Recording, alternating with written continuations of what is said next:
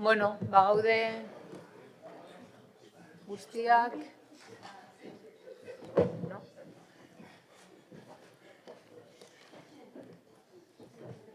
Bai.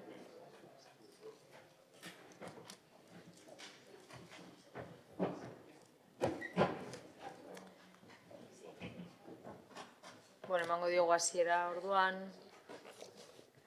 apirileko udalbatzarrari. 41. puntuarekin, bai?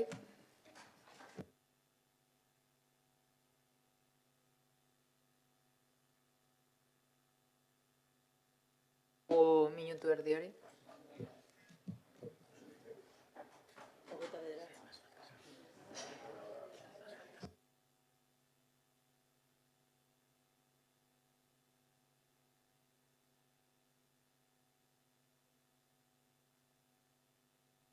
Tranquilo, tranquilo, estás a tiempo.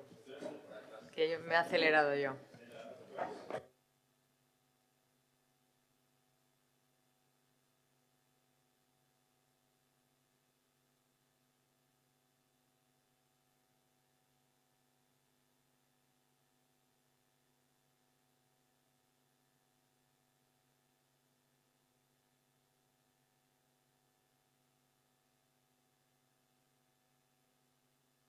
Bueno, orain bai. Bale, hasiera emango diogu apirileko udalbatzarrari. Lehenengoa da aurreko ohiko bilkuretako akta onartzeko proposamena. Norbaitek zerbait esan berbalin badu. Ez? Orduan aurrera egingo dugu eta 42. puntura pasatuko ginateke. Kreditu gehigarria onartzeko proposamena Getxoko Kirol Klubek beren urteurrenak direla eta antolatzen dituzten oroitzapen ekitaldiak finantzatzeko dirulaguntza izendunak emateko. Batzordearen proposamena da onestea gehigarrizko kreditu emateko espedientea 2025ko 12 zenbatekoa guztira direz 120.000 euro erakunde autonomoei zuzenduta kiroletako administrazio orokorra programatik eta diru ateratzen da diruzaintzako gerakinetik. Urkitza jauna. Bai, eskerrik asko. Bueno, como se comentó en la comisión... Batzordean esan zen bezala, 3 izendun emango zaizkie 3 klubei, denok ezagutzen ditugu 50 urte beteko dituzte 3 klub horiek, eta besterik gabe. Izenduna da, ospatzeko bere 50. urteurrena. 3 kasuetan ospatuko dute urteurren hori, oso errotuta daude 3 klubak, eta Getxostarazko pasatu gara, hortik ni egon naiz, etorkizunan adibidez, eta hori da izendunen helburua. 3 klubei, ospakizun hori albidetzea, mila esker. Beste norbaitek? Bai? Sí, gracias, señora. Bai, eskerrik asko alkate anderea eta egunon guztioi. Lehenik eta behin, aprobetxatu nahiko nuke eskuartze hau eskerrak emateko profesional guztiei, udaleko profesional guztiei, eskerrak eman nahi dizkieta pagoian egindako lanagatik. Hori lehenik eta behin. Diru laguntza izendunei dagokienez, komentatu zen bezala batzordean, antolakuntza eta kontu batzordean, klub asko daude Getxon aurten edo hurrengo urteetan 50 urte beteko dituztenak. Egia da, Getxon oso baliagarria dela kirol kluben aniztasuna, kirol askotariko klubat daudelako, eta horiek funtseskoak dira kirola sustatzeko gazteen eta adinekoen artean. Baita kirol txapelketan ere. Eta zentzu horretan, erabat ados gaude Getxo kirolakekin. Helburu hori partekatzen dugu, beharrezkoa da klubei babesa ematea bere ospakizunak egin alizateko 50. urteurren hori ospatu alizateko. Hala eta guztiz ere, esan genuen bezala dagokion batzordean, ez gaude ados moduarekin. Getxo kirolaketik, utilizar esta cuestión. Horrela bideratu nahi da gai hau. Diru laguntza izendunekin egin nahi da. Eta batzordean esan genuen ez gaudela ados moduarekin. Planteatzen da, hain zuzen ere, hurrengo urteetan, horrelako diru laguntza izendunak apurka onatzea. Diru laguntza izendun hauek emateko klub desberdinei. Eta irizpideak ez ditugu ezagutzen. Eta ez da gurekin soilik gertatzen. Baina irizpideak ez dira ezagunak, ez guretzat, ez klubentzat. Eta galdera batzuk ditugu, zenbat eska dezake klub bakoitzak, zein klubei emango zaizkie diru laguntzak eta zein ez, zein gastu estaliko dira diru laguntza hauekin, galdera horiek ez dira erantzun, eta Getxo Kirolakek erabaki beharko du eta klubek ez dute jakingo zeintzuk diren irizpideak. Diru laguntzen legeak 22. artikuluan zehazten du argi eta garbi diru laguntza izendunak erreserbatuta daudela aurrekontuan aurreikusitako horietarako, hitzarmenetan jasotakoetarako, legeak esarritakoetarako, interes publikoko diru laguntzak direnetarako eta azkenik deialdiak sailak diren kasuetarako. Logikoki, ez gaude kasu horietan.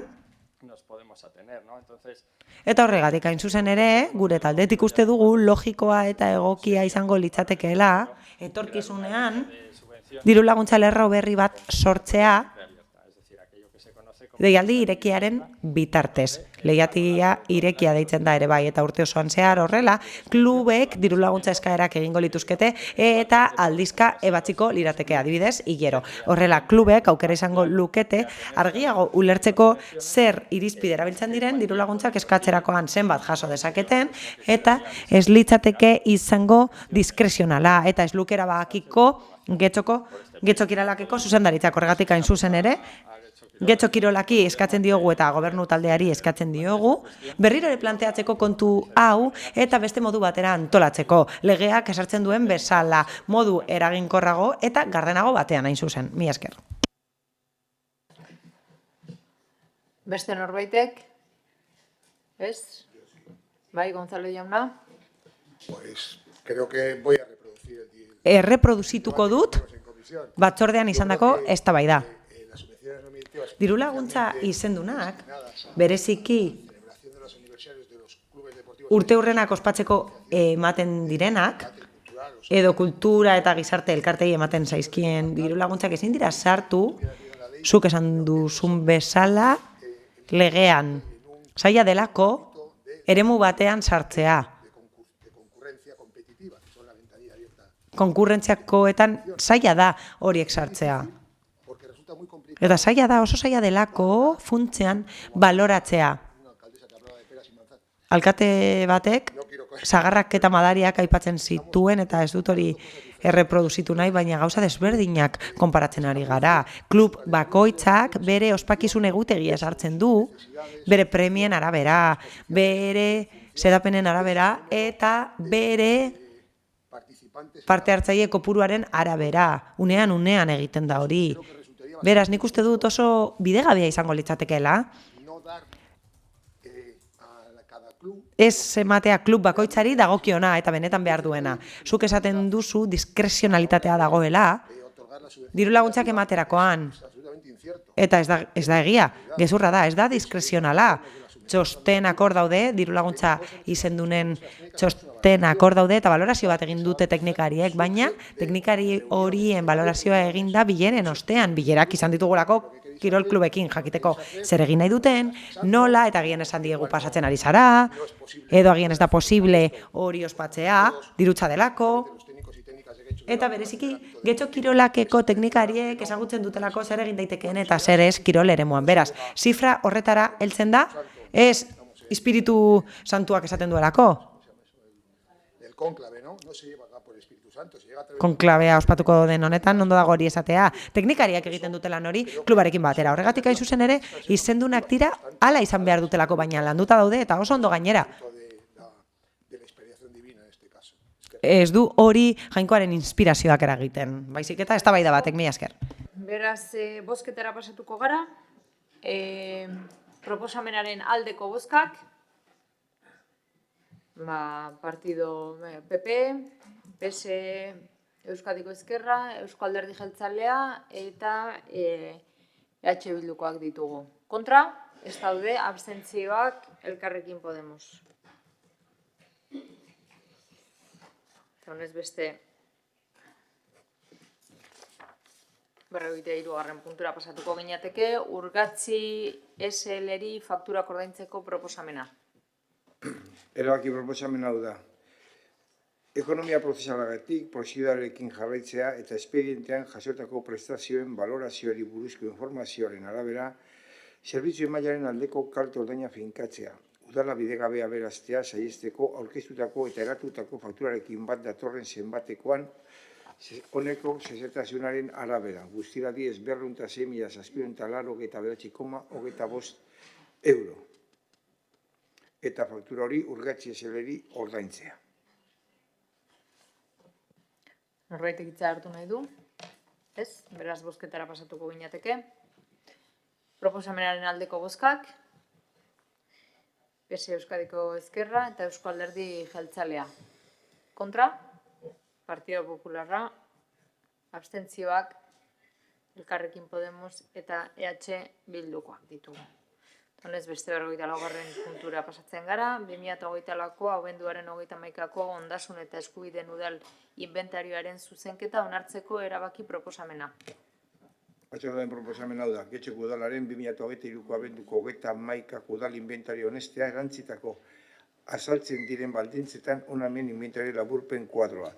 Hora agertzen da laburpen kuadroa, guztira agertzen dira 21.640 ondare eta beruen balioan, ez eta unartu gabeko balioa kasu batzuetan, 233.313.718,50 eurokoa.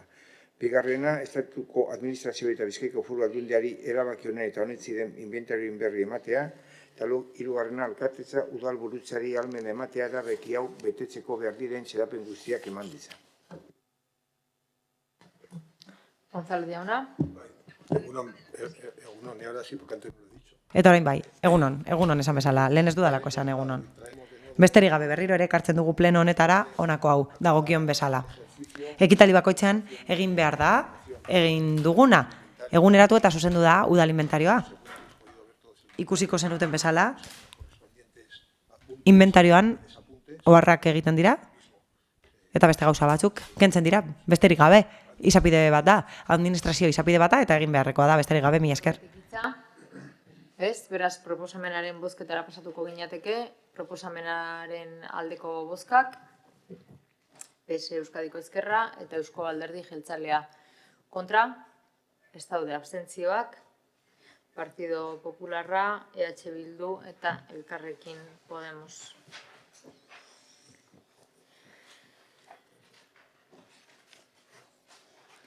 Honez beste, 45. puntua. Alkatearen 1979 zenbakiko dekretuaren berri ematean, gastu programetako arduradun politikoak eta arloetako eta zerbitzuetako arduradunen izendapenaren aldaketa.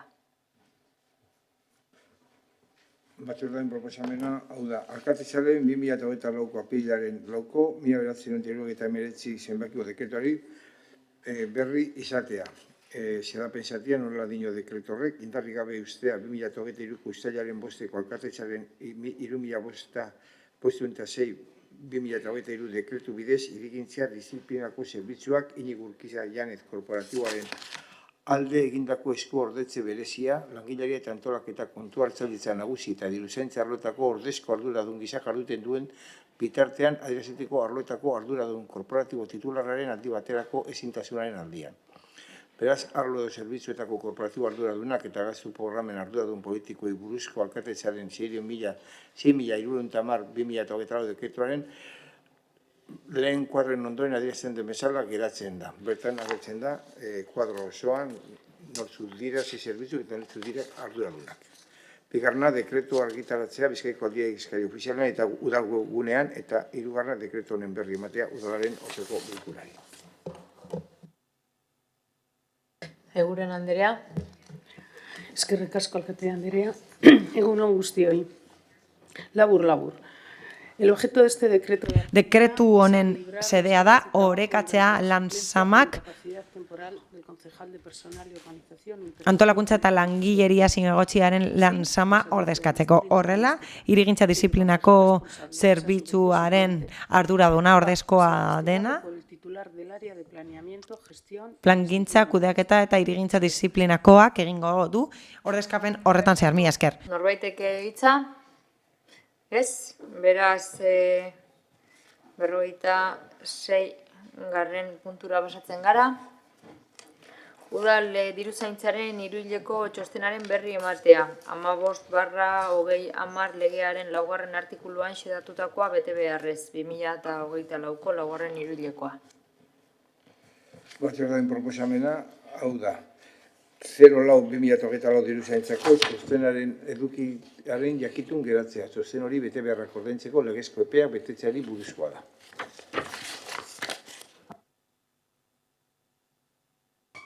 Norbaitek hitza? Ez, 57. puntura pasatuko ginateke. Hainbat ebazpenen berri ematea, aurrekontua gehigarrizko kredituz baliatuta aldarazteko. Batzordearen proposamena hau da, kreditu gehigarrien bidezko aurrekontu aldaketaren ebazpenekin jakitun geratzea. Bertan zerrendatzen dire, ebazpenaren zenbakiak, edukia eta diru kopuruak. Norbaitek hitza? Ez, 58. puntuan beraz, kreditu erantzistako hainbat ebazpenen berri ematea. Batzordearen proposamena da, ebazketaren bidez aurrekontu aldaketaren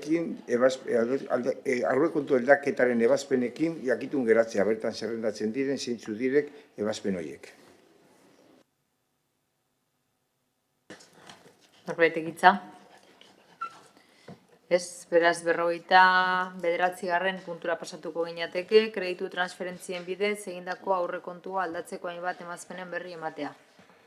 Batzordearen proposamena da, kreditu transferentziaren erabileraren bidez aurrekontu aldaketari buruz zinegotzi eskuordaren ebazpen honekin jakitun geratzea. Ebazpena da 1707/2025koa, 33.900 euro zenbatekoarekin, kreditu transferentzia lantegi furgoi bat eta plazako ibilgailu bat erosteko. Norbaitek hitza? Ez? Bueno, orduan 50. puntura pasatuko.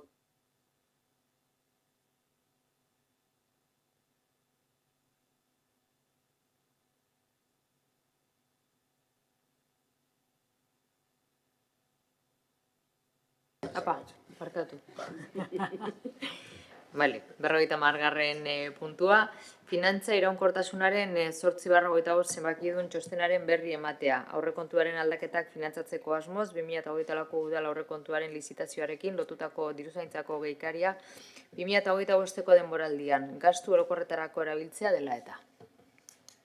Batzordearen proposamena da, udaleko kontu hartzailetzak finantza iraunkortasunari buruz egindako aprilaren 8/8/2025 txostenaren edukiaren jakitun geratzea diruzaintzako geldikina erabiltzeari dagokionez 2025ean lehenengo hiruhilekoan aurrekontuko aldaketa finantzatzeko. 2/8/2025 txosten hori, Bizkaiko Foru Aldundian finantza tutoretzari dagokionez eskuduna den sailari igortzea, osoko bilkuraren akta eta euskarri izan daitekeen gainerako dokumentazioarekin batera. Norbaitek hitza? Ez? Beraz. Mozioen atalera pasatuko ginateke. Partido Popularraren mozioa, bainuontzia dutxaren truke aldaratzeari buruzkoa. Elorza jauna, zeure hitza. Gracias, señora alcaldesa. Buenos días. Eskerrik asko alkate anderea eta egun on guztioi, jarraian mozioa irakurriko dut. La población Biztanleria gero eta zaharkituago dago, eta errealitate hori gero eta larriagoa da gure udalerrian. Horrek esan nahi du toki administrazioak adineko entzako laguntzak areagotu eta sustatu behar dituela. a los segmentos de más edad. Badugu, mendekotasun maila egiaztatua duten pertsonen etxebizitzetan oztopo arkitektonikoak saiesteko udalaren laguntzen naiz udalaz gaindiko laguntzen berri. Alabaina, biztanleriaren sektore horrekin batera, badaude, nahiz eta mendekotasun edota desgaitasun gradua egiaztatua ez izan, eguneroko bizitzan arrisku egoerei aurre egin behar dietenak ere bai. Zehazki, bainuontziak adinekoen eguneroko bizitzan diren oztopoa izan nahi dugu gaur izpide. Pertsona horiek, nahiz eta mendekotasuna ez izan, haien adinaren ondorioz egunero higienea zaintzeko ariketetan erortzeko eta nahigabeko istripuak izateko arriskua dute.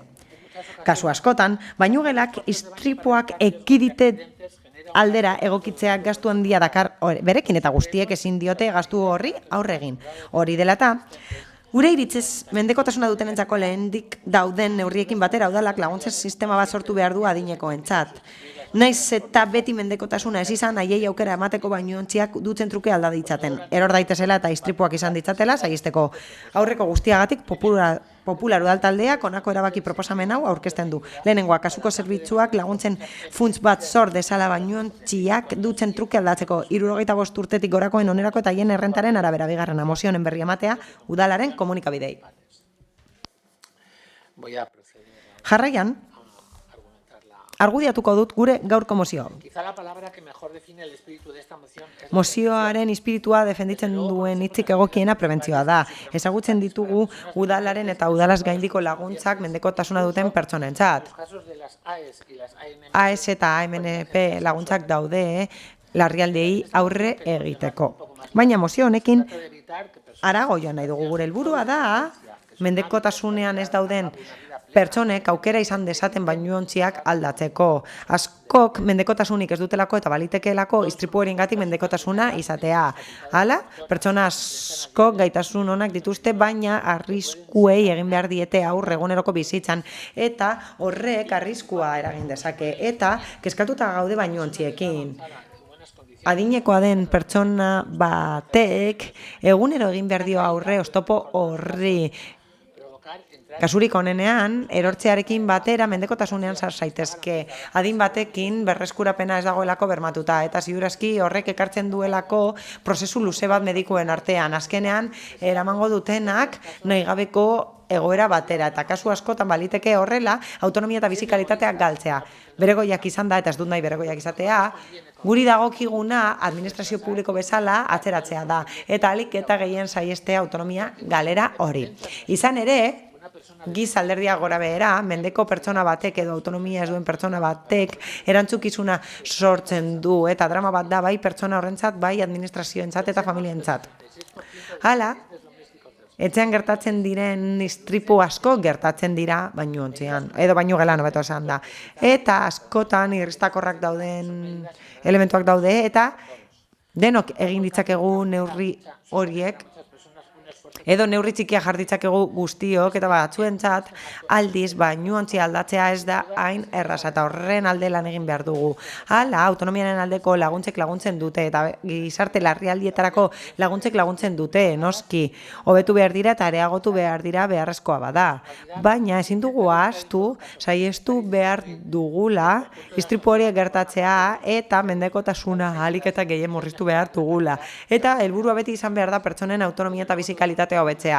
Denok ezagutzen ditugu legeriak eta laguntzak, jaben erkidegoi ematen zaienak, atariak, igogailuen kalitateak hobetzeko eta hori guztiak ez daude lotuta mendekoak diren pertsonekin. Beti halaber, hirigintza neurriek promozioi eskatzen diete zerokotako igogailua jartzera eta beste elementu batzuk jartzera. Hori guztia hobetzeko bizikalitatea eta istripuak saihesteko. Harago joan behar dugu eta filosofia hau aplikatu beharko genuke partikularren etxeetan. Uste dugu, gaur proposatzen dugun neurriak hobetuko duela pertsonen bizikalitatea eta beste gaitz batzuk saihestuko dituela. Eskerrik asko. Eskerrik asko. Benito jauna. Bai, eskerrik asko alkate anderea.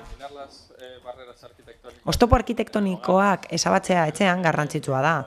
Eta zehazki mozioak esan bezala garrantzitsua da, bainugelak egokitzea arriskuak saihesteko. Aurreko guztiarekin noski erabat ados gaude eta kezka hori partekatzen dugu mozioarekin ados gaude, ezin daitekelako bestela izan. Eta uste dugu egokia dela udalak funts bat sortzea horretarako diru laguntza horiek emateko. Kontuan hartu behar da, objetivos en políticas o en la intervención. Politikan, helburu nagusietako bat sartze aktiboarekin hori dela. Batetik, ahalik eta gehien sustatu behar da pertsonen autonomia, adinekoen autonomia, noski, baina bestalde, helburuetako bat da ahalik eta gehien luzatzea bere etxeko biziraupena eta bere inguruan eta etxean egon alizatea, hori delako azken finean bizi kalitatea. Beraz, helburu bikoitz hori bat dator erabat horrelako proposamenekin. Ez litzateke berritzailea izango Getxorentzat, begiratu dugulako eta badaudelako beste adibide batzuk. Bilboko udalean halako zerbait egiten da. Laguntza hauek ematen dituzte Bilbon eta gidatzat har ditzakegu Getxon laguntza horiek. Hala, Bilboko udalak ematen dituenak zabalagoak dira. Hemen proposatzen dena baino zabalagoak dira eta gure ustez ez litzateke gehiegizkoa izango hori edatzea Bilbon egiten den bezala. Ondo legoke apur bat zabaltzea laguntza horiek. Diru laguntzak ematen dituzte, obrak egiteko eta bainuontzia ordezteko, baina horrez gain, jesarlekuak jar ditzakete, komunak egokitzeko laguntzak ematen dizkiete, eta etxeko korridoreak egokitzeko laguntzak ematen dituzte, eta pasamanosak jar ditzakete, etxetik pasatzeko, horrez gain diru laguntzak ematen dira, domotika sustatzeko autonomia pertsonala areagotze aldera eta gainera, gutxieneko adina 60 urte dira. Beraz, nik uste dut planteak nitzakela antzeko diru laguntza batzuk zabalagoak direnak eta mozioan aipatutakoa baino zehatzagoa dena. Baina hori gora bera alde bozkatuko dugu, mozioaren alde bozkatuko dugu, noski. Eta besterik gabe, doitu beharko lirateke diru laguntzak eskatzeko irizpideak eragin handiagoa izan dezaten gure herritarren artean. Horrek noski eragingo duelako onura bat herritar guztientzat eta Getxoko herritarrentzat oro har. Eskerrik asko. Díaz Andrea. Eskerrik asko, egunon. Bueno, desde el Grupo Municipal Socialista valoramos... Udal talde sozialistatik positiboki hartzen dugu ekimen hau helburua duelako pertsona nagusien bizi kalitatea hobetzea, batez ere irisgarritasunari dagokionez eta arriskuen prebentzioari dagokionez, esan den bezala istripuak saihestu nahi direlako. Alderdi Popularrak mozioan esaten du lotu behar direla errentarekin laguntza hauek eta guretzat hor dago gakoa. Ez da esaten zein den kontuan hartu beharreko errenta maila, baina garrantzitsua da kontu hori aztertzea badagoelako laguntza esparru bat. Esan beharra dago bi tresna ditugula udal mailan horrelako egoerak jarduten dituztenak edo lantzen dituztenak badaude larrialdietarako laguntzak, Eusko Jaurlaritzak finantzatzen dituenak urteko aurrekontuarekin lotuta eta horrelako eskuhartzeak zehazki artikulatzen dira 51. artikuluan egokitzapen, konponketa eta instalazioetarako gastuak. Getxon, bereziak dira laguntza hauek, beste batzuekin alderatuta, eskaeren 100% ematen direlako Eusko Jaurlaritzaren diru laguntza edo finantzazioa amaitzen denean. Baita, diru laguntzen kopurua harago doanean, laguntza bakoitzak epigrafe zehatz bat du, eta zenbateko bat dauka lotuta eta kasu honetan muga da 900 euro ingurukoa urtean, baina diru laguntza hori ez gain Getxon badaude batzuk zehatzak direnak. Ayudas municipales no periódicas deitzen dira eta horiek osa daitezke eta ezagutzen dituzue oinarriak urtero argitaratzen direlako. Eta horiek kontzeptu orokor batean sar daitezke laguntzak etxebizitzak kontserbatzeko eta horiek 900 euro baino gehiagorekin hornitzen dira eta eskari osoa estaltzen da. Laguntza horiek osatzen dira beste diru laguntza batzuekin.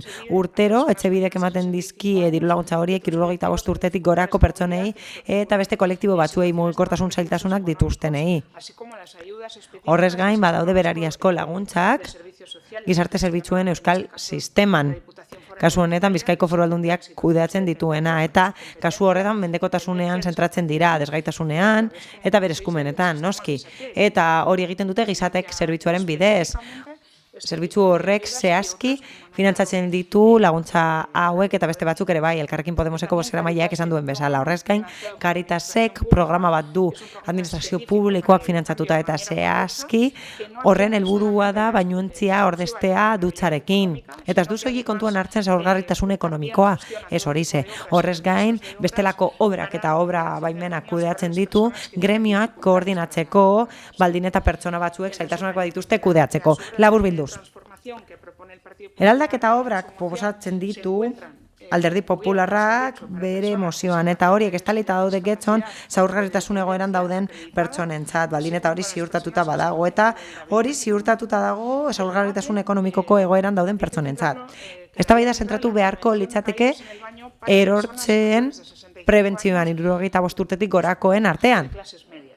Baldin eta klase ertainekoak badira gaia interesgarria da gure ustez, baina uste dugu artikulatu behar dela diru laguntzen esparru osoan. Eta horrek lotuta dauka beste eztabaida bat, errentarekin eta ondarearekin lotuta dagoena. Bi mozioetan aipatzen dira errenta eta ondare mugak, eta hori oso garrantzitsua da. Horretarako interesgarri izango litzateke esan bezala, beste udalerri batzuetako esperientzia ez du soilik egin Zurbizaren bidez Bilbok, baizik eta beste udalerri batzuek ere egin dute, Zaldibarrek eta Eibarrek, besteak beste, baina aurreratu nahi dugu interesgarriagoa dela EH Bilduren proposamena, irisgarritasun unibertsalean oinarritutakoa, eta ez zaigu hain egokia iruditzen hainbeste zentratzea bainuontzietan, ez dugu aurrekonturik 25ean, eta ez dago oinarririk diseinatuta, eta esan bezala, badago diru laguntzen esparru garrantzitsu bat, esan bezala, aztertu behar da, eta lurreratu behar da esparrua, eta sakonki aztertu behar da ondare eta errenten mugen kontua, eta gai hori interesgarria da, eta jorratu daiteke gai hori 26ko aurrekontuetara begira zeinetan sakon genezake taldeon artean. Horregatik guztiagatik abstenituko gara kasu honetan, mila esker. Eskerrik asko. Barañano jauna. Egun on guztioi. Osoko bilkura honetan bi mozio aurkezten dira, eta erabat partekatzen dugu kezka bat adierazten dute. Adinekoen, desgaitasuna duten pertsonen edo autonomia pertsonala mugatzen duten gaixotasun kronikoa dituzten pertsonen etxeetan, bizigarritasun eta segurtasun baldintzak hobetu beharra. Alde batetik, talde popularraren mozioa babesten dugu, baina ontziak dutxengatik aldatzeko udal laguntza espezifikoa proposatzen duena. Neurri zehatz bat da, menpekotasun egoera aitorturik izan gabe ere egunerakoan arrisku serioei aurre egiten dieten pertsona askori eragiten dien benetako arazo bati ondo bideratua. Neurri horrek, zalantzarik gabe, istripuak saihesten eta norberaren autonomia hobetzen lagunduko luke. Dena den, erronka honi seriotasunez eta modu estrukturalean heltzeko haratago joatea beharrezkoa dela uste dugu. Horregaitik aurkezten dugu gure mozioa eta proposatzen du diru laguntzen udalerro bat sortzea. Ez bakarrik bainuontziak aldatzeko, baizik eta etxe bizitzak birgaitzeko eta egokitzeko behar guztiei erantzuteko. Adinekoi, desgaitasuna dutenei edo gaixotasun kronikoa dituztenei zuzenduta. Horregaitik guztiagatik, bi mozioi babesa eskatzen diegu, baina azpimarratzen dugu guk aurkezten dugun proposamena osoagoa, bidezkoagoa eta egokituagoa dela gure adinekoen eta behar soziosanitarioak dituztenen errealitate konplexura. Kontua ez da bainuontziak aldatzea bakarrik, kontua da etxe bizitza irisgarriak, seguruak eta duinak bermatzea gehien behar dutenentzat. Eskerrik asko. Mustajo jauna. Bueno, egunon. Guri benetan interesgarria iruditzen zaigula eztabaidara ekartzen duzuen mozio hau. Izan ere ekartzen duzuen gaia zahartze aktiboarekin eta autonomia pertsonalarekin oso lotuta dago. Baina sakonago aztertuz gero eta mozioa dagoen moduan utziko bagenu, zalantzak sortzen zaizkigu eta denak gainera kudeaketa onaren, justizia sozialaren eta ongizatearen oinarri. Gure alderdia, aitzindaria eta referentea da politika sozialetan. Instituzio ezberdinetan martxan ditugun politikek pertsona daukate helburu. Norbanakoa daukagu gure politiken zentroan, eta ez dago, eta uste dugu ez dagoela ongizatearen gizarterik berau osatzen duen norbanakoen ongizaterik barik. pertsonen autonomia sustatzea, sartze aktiboa, zaintzak norberaren bizitzaren mugan jasotzea. Horretan gabiltza, eta hobetzeko prest, baina dagoeneko egiten dena ahaztu barik. Hainbat neurri daude, ez? Diru sarrera bermatzeko errenta, udal egoitzaren erreferentzialtasuna, gizarte larrialietarako laguntzak, udal laguntzak, izatek. Beraz, gure taldeak aurreratuko dizuet, mozio honi ez dio ezetzik bozkatuko.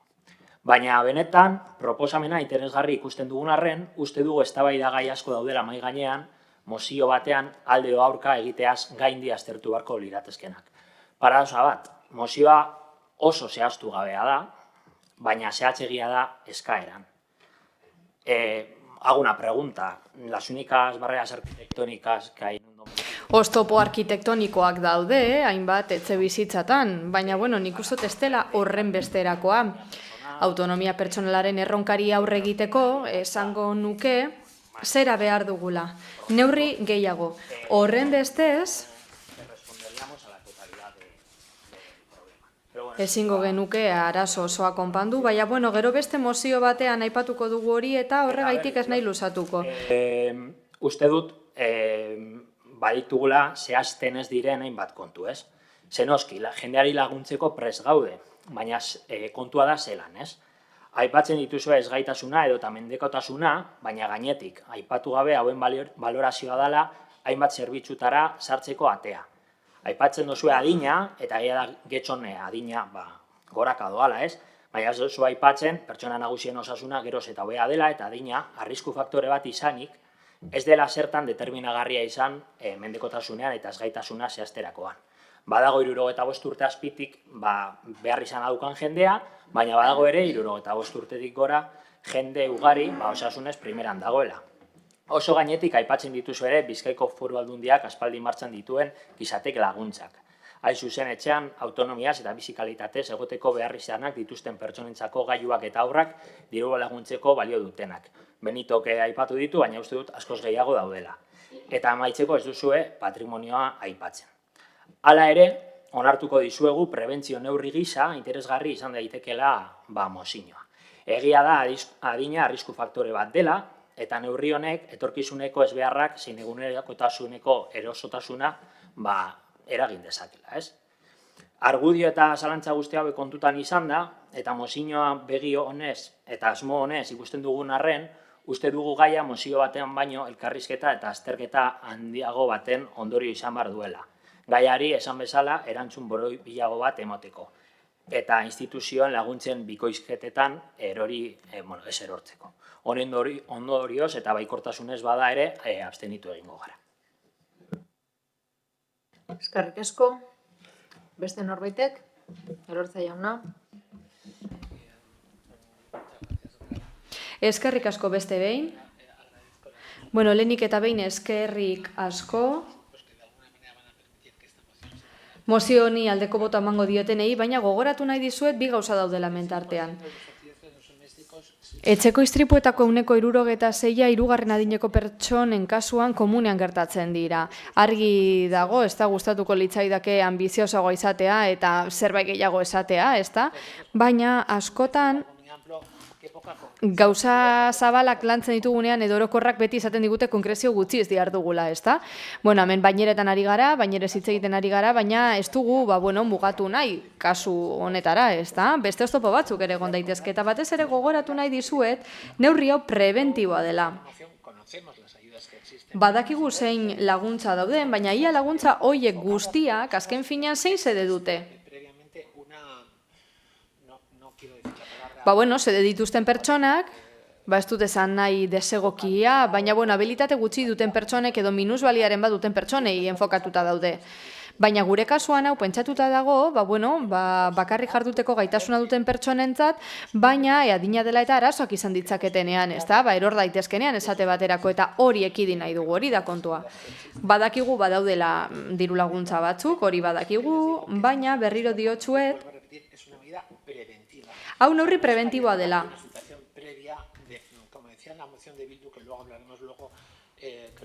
Bilduren mozioan esan bezala, bertan zer esaten dute, badaudela adineko pertsonak, nolabaiteko mugak dituztenak, baina ez, hemen zertaz ari gara, badaudela pertsona batzuk, leku aldatzeko gaitasun osoa dutenak, baina bainera beraientzat esate baterako arazo bat da. Eta, egon daitezke bestelako arazoak baineretan eta horregaitik eskerrik asko babestuko gaituztenei. Diaz Andrea.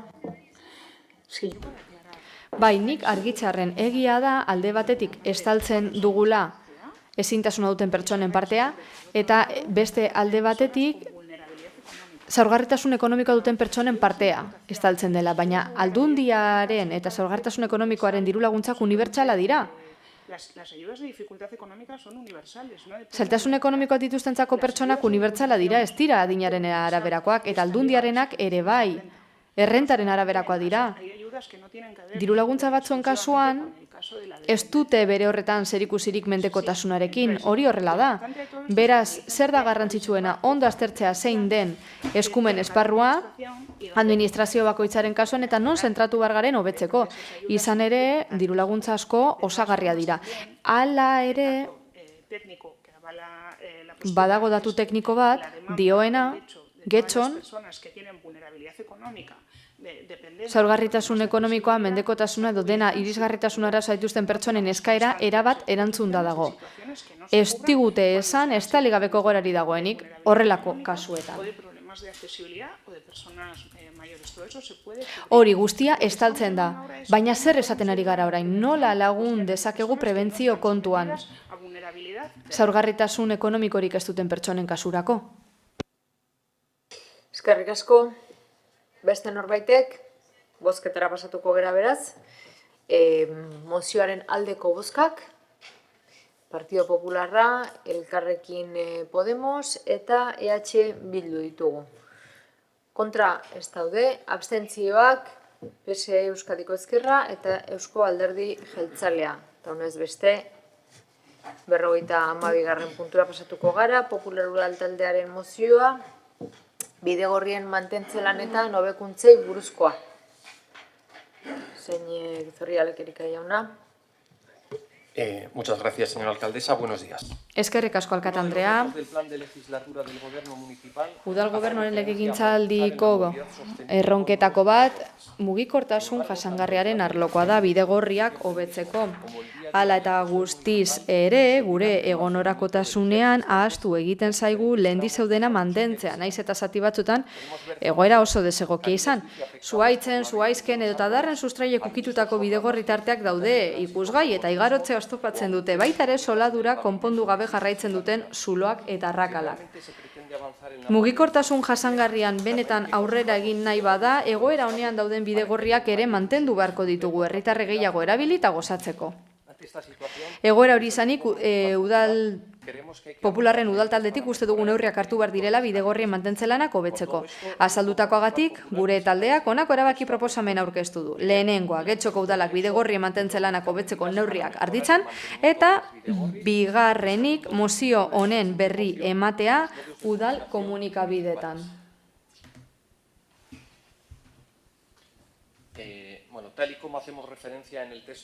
Bueno, mozioaren testuan esan bezala, legegintzaldiko plan honetan, legegintzaldiko planean esaten da mugikortasun jasangarriaren arloan aurrera egin nahi dugula, eta besteak beste aipatzen den neurrietako bat da bidegorri berriak egitea. Gure udaltaldetik pentsatzen dugu mugikortasun jasangarria, bidegorrien kasuan behintzat, ez dela izan behar bakarrik berriak egitea, udalerrian zehar, baizik eta toki logikoetan egitea. Eta esfortzu bat egitea gero hoien mantentzeko orduan. Guk ondo dakigu kesasko daudela erabiltzaileen partetik. Eta esaten dute ezinbestekoak direla hobekuntzak, mantentze aldetik.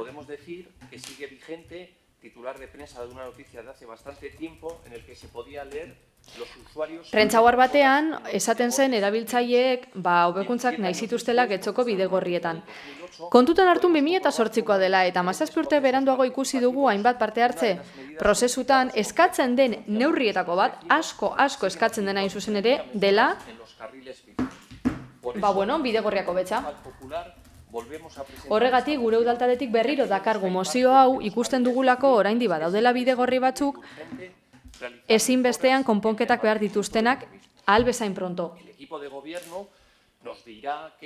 Gobernu taldeak esango digu horretan lanean ari direla, oso kezkatuta daudela, jada horretan lanean ari direla, eta parte hartze aurrekontuetan partida batzuk badaude, bidegorriak mantentzeko egoera egokietan.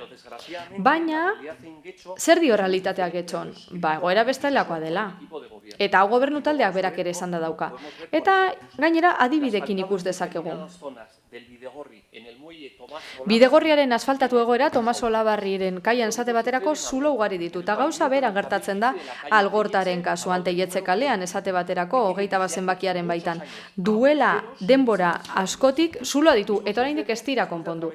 Gauza bera gertatzen da Kirol porturako sarbidean, edo Galeako pasealekuan. Kasu guztietan ere pavimentoaren parte bat apurtuta dago orain dela pila batetik. Ibaigane eta Areeta kaleetako asfaltatua metro geltokiaren irteeraren ondoan oso goera txarrean dago. Eta gauza bera gertatzen dago Bela polikiroldegiaren inguruan. Ikus dezakegu baita ere, Zuhaitzen sustraiak, Txopos etorbidean Gernika parkaren inguruan eta beste leku askotan, tenis edo padel pisten ondoan, eragin dutela pavimentua igotzea. Eta hauek adibide gutxi batzuk baino ez dira. Honek azken finean aspalditik darama horrela. Eta beste behin abandonua, desidia eta utxikeria udal gobernu taldearen ezaugarri bihurtu dira. Eta beste alde batetik, badaude eremu batzuk asfaltatua egoera honean dutenak, baina zuhaizka batzuen adarrek, oztopatu egiten dute, bertatik pasatzeko aukera. UBN eremuan, Maria Libarra parkean, Salzido inguruan, eta gainera uste dugu oso kezkagarria dela, hilabete pasatu izana, bertan zegoen pintada kentzeko. Txopoen etorbideen tunel ondoan dagoen ispilutik. Udal gobernuak beti dio oso garrantzitsua dela, herritarrak bizikletan joatea leku guztietara, baina gero zuek ere hori kontutan hartu, erreparatu udalerriari, eta ikusiko duzu ezein egoeratan dauden bidegorriak. Eguraldiaren goraberak, denboraren iragana, bidegorriaren beraren erabilera, kasu honetan, Zugazarte etorbidekoaren kasuan ez dago arazo hori ez delako erabiltzen, baina gero bai bidegorrietan ere, arazoak daude, eta hainbat harinen hoie guztia konpontzeko eskatu nahi dugu. Beraz, guk nahi baldin badugu bidegorriek beren funtzioa betetzea, hau da, mugikortasun jasangarrirako erabiltzea, egoera honean mantendu beharko ditugu. Herritarrek gehiago erabiltzeko horregaitik guztiagatik dakargu guk mozio hau, aldeko botoa eskatzen dizuegu, eta onartzen bada, mozioan bertan jasotakoa betetzeko eskatzen dugu. Eskerrik asko. Benito jauna. Sí, gracias, señora alcaldesa. Eskerrik asko, alkate Andrea. Mozio batzuen kasuan oso zaila da kontra agertzea. Mozioa bera irakurrita, ez da? Bertan ez direlako proposamen konkreto egiak agertzen, edo aipatzen direlako kontu batzuk, logikagatik, adostasuna eskatzen dutenak, eta gure partetik ala dutenak. Logikoa da, zentzu horretan mundu guztiak mantenu hobea eskatzea gure instalazio guztietan. Igerilekuetan, bidegorrian, zein dena delakoan. Hori bai.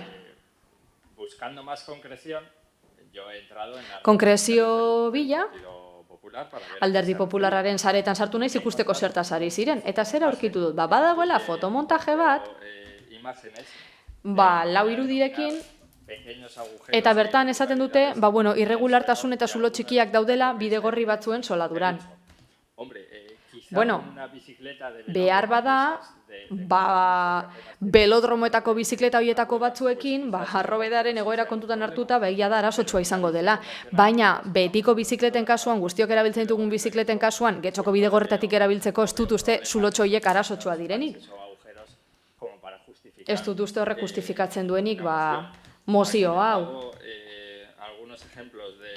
Adibideren bat edo beste, eman da, egoera txarrean dauden bidegorriena esate baterako Teietzen zuloak omen ditu. Ni pasatu naiz Teietzeko bidegorritik, eta nire kezkarik txikiena zuloen arazoa da. Nire arazorik handiena edo kezkarik handiena, Teietxeren kasuan, bai Ganeren kasuan esate baterako baita ere, ez dira zuloak, esan dut. Kontua da, bidegorri hau, espaloi tartetik pasatzen dela eta Teietxeren kasuan gainera alde batetik bestera aldatzen zoaz. Espaloian zaude, gero pasatzen zara errepidera, bestea, beraz. Teietxe bezalako bidegorrien arazo handiena ez da zuloen kontua, baizik eta nondi pasatzen diren eta nola diseinatu diren. Gainera, esan bezala, sare sozialetako argitalpen honetan oso ondorio desegoki bat jasotzen da. Esaten dutelako, ez duela zentzurik inbertitzen jarraitzea tarte berrietan gaur egungoak egoera hobeetan ez badaude. Nik kasu honetan ez nago ados badirudielako benetan nahi dena da, bidegorri berriak egiteko aukera zalantzan jartzea. Beraz, ez gaude ados Alderdi Popularraren iritzarekin ez gatoz bat, oso iritzi negatiboa dutelako, pabimentuaren beraren mantenuaren inguruan. Baina bai uste dugu, badagoela zerbait, bidegorri behar dutena. Hobeto hartatzea, baina kontu prioritariagoetan, esate baterako. Esate baterako sarea areagotzea. Horretan guztiok gaude ados. Interkonexioa hobetzea egungo bidegorrien artean. Badaudelako bidegorri batzuk ezerezetik ateratzen direnak ez dutenak inora eramaten. Eta zer gehiago egin beharko genuke bidegorrien kasuan? Kontutan hartun badaudela batzuk asko erabiltzen direnak eta bere sasoian aurreko plenoetan proposatu genuen, ezta? Bidegorri bidezko konexio egitea areta eta algortaren artean zergatik, badakigulako hoietan bizi direla pertsona gehienak eta azken finean hoietan erabiliko litzatekelako bereziki bizikleta. Eta azkenik, seinaletika eta segurtasuna hobetu behar ditugu, hori bere momentuan esan genuen, ezta? Batzordeetan. Hainbat gurutzatze daude bizibilitate honarekin, baina bide gurutze askotan, esate baterako zedalpaso bat egon daiteke kotxeen mesedetan, eta hori azken finean ez du zentzurik. Eta logikaren aurka doa. Zirkulazio, irizpideen aurka, eta horregaitik guztiagatik ez dugu babestuko mozio hau. Uste dugulako, soldaduraren mantentzegoera ona dela, eta uste dugu lehentasunetako bat azken finean dela diseinuari berari erreparatzea. Eskerrik asko. Gracias, señora alcaldesa. Desde el Grupo Municipal Socialista no coincidimos con el enfoque ni con... Talde sozialistatik ez gatoz bat, enfokearekin eta diagnostikoarekin, ez da ere. Hala ere, badakigu oso garrantzitsua dela soldadura eta oroar jasangarritasuna bermatzen duten azpiegiturak egoera honean mantentzea. Uste dugu abandonu ikus egoera hori ez datorrela bat gure udalerriarekin. Getxok badauka programa bat azpiegiturak mantentzeko. Bidegorrien mantentzelanetarako baita. Irizpide profesionalak eta planifikazioarekoak jarraituta. Oro har, badakigu gainera ohiko kasuetan kontutan hartzen dela udal honetatik. Guk ez dugu uste momentura arte kesarik egon denik zentzu horretan. Eta udal taldearen enfokea oso argia da. Lan egiten dugu mantentze lanetan eta bidegorri sarea areagotzeko ere bai. Gure konpromisoa mugikortasun jasangarriaren aldekoa da. Pero dado que no compartimos plenamente ni la exposición de motivos ni la forma en la que se plantea esta propuesta, optamos por la... Eta azken finean ez gatozen ez bat abstenitu egingo gara mozio honen aurrean. Bidesola jauna. Bai, egunon, nork eta Pepek bidegorrien mapea egin digu gaur. Hau harritzekoa da, buelta ona ekarri da zuen niri. Egia esan, ez gu ikusten, ondo ikusten dugu mugikortasun jasangarriaren alde, arreta jartzea. Eta egia esan bat gatoz, bidegorriak egoera honean mantendu behar direla, eguneroko erabila sustatzeko. Dirudi behingoz, Alderdi Popularrak ulertu duela zein garrantzitsua den mugikortasun jasangarriaren aldeko nolabaiteko pausuak ematea. Hala ere, Elkarrekin Podemosek azaldu bezala, gaur aurkeztutako mozioak Getxok biziketa mugikortasunen arloan dituen benetako beharren ikuspegi nahiko mugatua eskaintzen duela uste dugu. Lehenik eta behin, bai, bidegorria mantentzea garrantzitsua dela ez dugu ukatzen, baina ez da mozioan deskribatzen den bezain arazo larria ez da orokorra, hori gure ikuspuntotik. Zati batzuek badituzte kalte txikiak, ezin da sare degradatu baten irudia transmititu. Udalak mantentze lanak egiten ditu, ez askotan egia esan, baina esan bezala bidegorriak ez daude hain gaizki berez.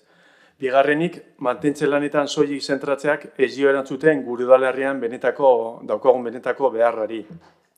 Bidegorri sare funtzionalago, jarraituago eta seguruago baterantz aurrera egitea. Hau da, dagoena kontserbatu ez ezik, sarea osatu ere egin behar da. Benetan eguneroko garraio alternatiba balio desan eta ez jolas elementu edo rekreo gisa soilik. Zentzu horretan, lehentasuna beste batzuen artean, honako hauek izan behar direla, uste dugu aipatuak izan dira, baina, barne loturako betzea, adibidez, sarriko baso edo horretatzu bezalako eremuetan behar den bezalako bidegorriak egitea, hiriko eremu konplexuak egokitzea, Teilitze kalea kasu, non garrantzitsua izango litzateken espazioa berrantolatzea, bizikleten zirkulazio seguruago eta erosoagoa izan dadin, eskolako hemen askotan hitzein den eskolako joan etorreak erraztea, Larreina Zubi edo Aizarrota bezalako ikastetxetako loturak indartuz eta eginez, eta hirugarrenik mantenuaz ari garela, gogorarazi nahi dugu badirela beste zerbitzu publiko batzuk ere arreta eta baliabideak behar dituztenak, parkeak, lorategiak, hondartzak, kirol instalazioak. Uste dugu inbertsio guztia ezin dugula fokalizatu eremu bakar batean eta justo eremu honetan ikusita denok ados gaudela, mantenua ez duela edo ez dela preferentzia bat. Y ya haciendo un símil con lo que habéis dicho. Eta simila eginda zuek esandakoarekin, guk uste dugu hemen ekarri duzuena, dela errepide gehiago erekitzearen parekoa, ezta? Eta beste batxe batzuk egon daitezela beste errepide batzuetan. Bera, zuek esaten ari zarete, batzuetan batxa daudela eta ez egiteko errepide gehiago. Goazen logikaz, aurrera jarraitu behar dago eta bidegorri sarea egiten jarraitu behar dugu. Abstentzioa bozkatuko dugu eta baloratzen dugu moziaren asmoa, baina uste dugu Getxoko bidegorri politikak ambizio handiagoa izan behar duela eta ez da nahikoa konpontzea, osatu, konektatu eta funtzionaltasuna lehenetsi behar da eguneroko garraiobide gisa edo eguneroko garraiobide izateko.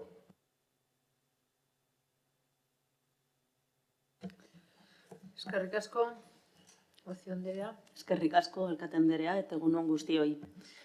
Bien, desde el gobierno... Bueno, udal gobernutik uste dugu oso garrantzitsua dela mugikortasun jasangarria eta zentzu horretan uste dugu benetan bermatu behar dela gure bidegorriak egoera honean egote erabili ahal izateko eta, herritarrek hoietaz gozatu ahal izateko. Udal honek apustu egin izan du mugikortasun jasangarriaren alde argi eta garbi ikusi dugu azken urteotan zaldaketa egin diren. Eta gainera gure kasuan bidegorrien konektibitatea hobetu nahi dugu eta lekualdaketak errastuz bizikletara biltzen denerako.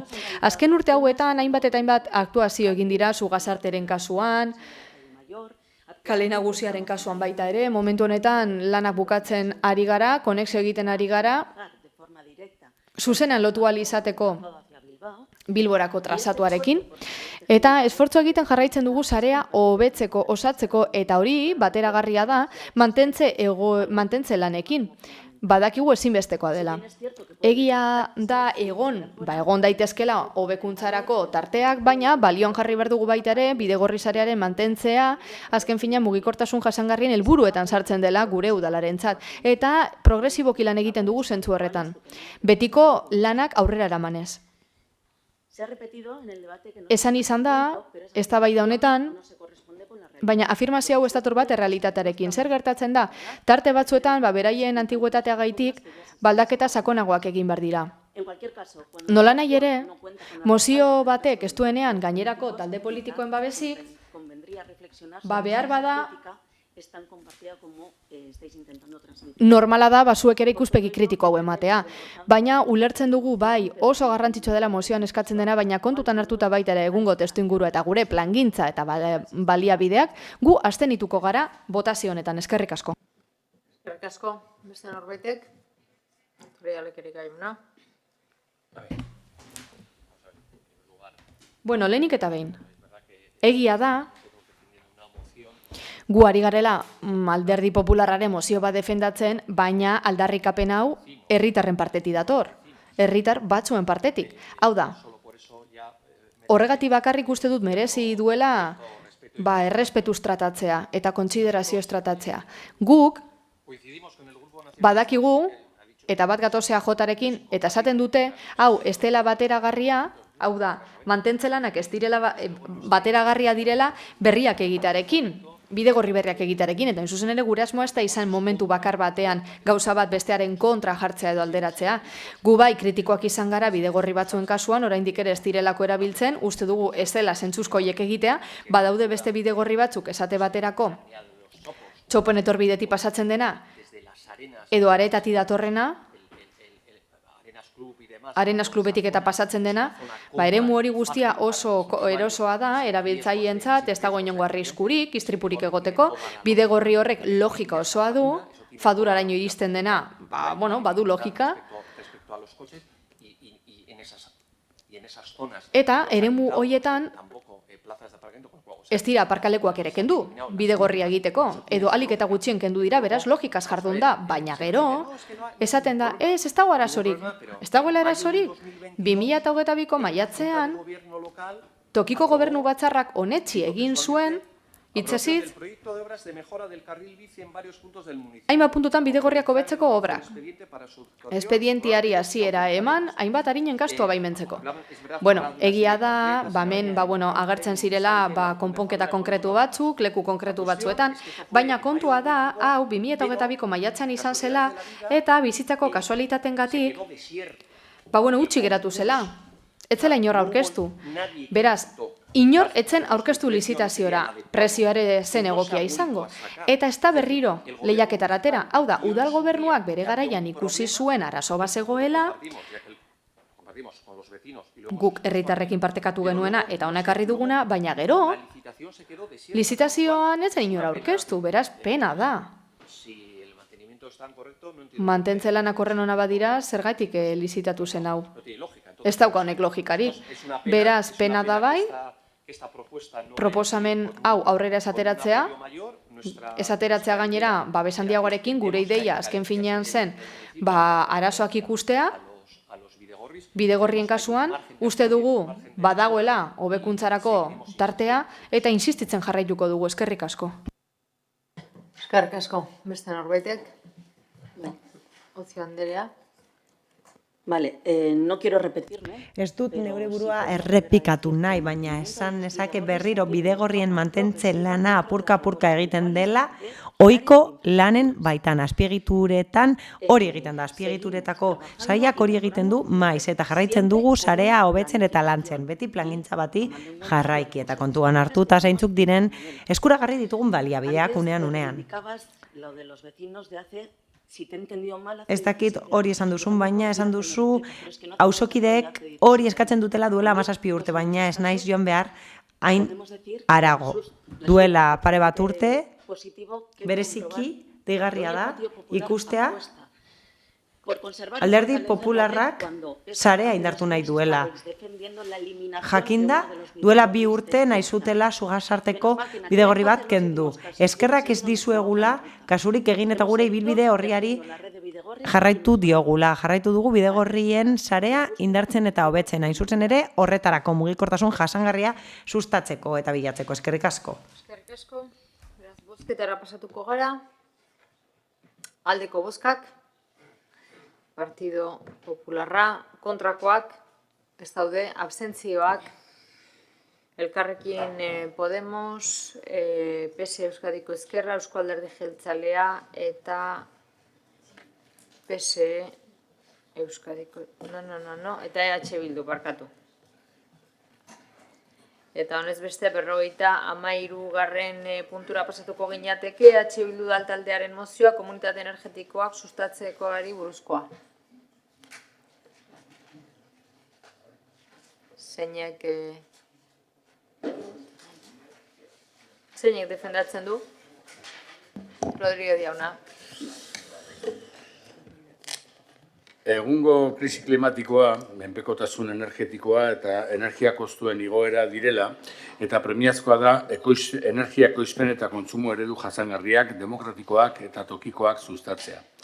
Alde horretatik, komunitate energetikoak irtenbide eraginkorra dira energia garbia eta eskuragarria sortzeko eta kudeatzeko, eta trantsizio energetikoan herritarren parte hartzea sustatzen dute. Euskadin berriki onartutako trantsizio energetikoari eta klima aldaketari buruzko otsailaren 8ko 1/2024 legeak asmo handiko esparrua sartzen du sistema energetikoaren eraldaketa bizkortzeko.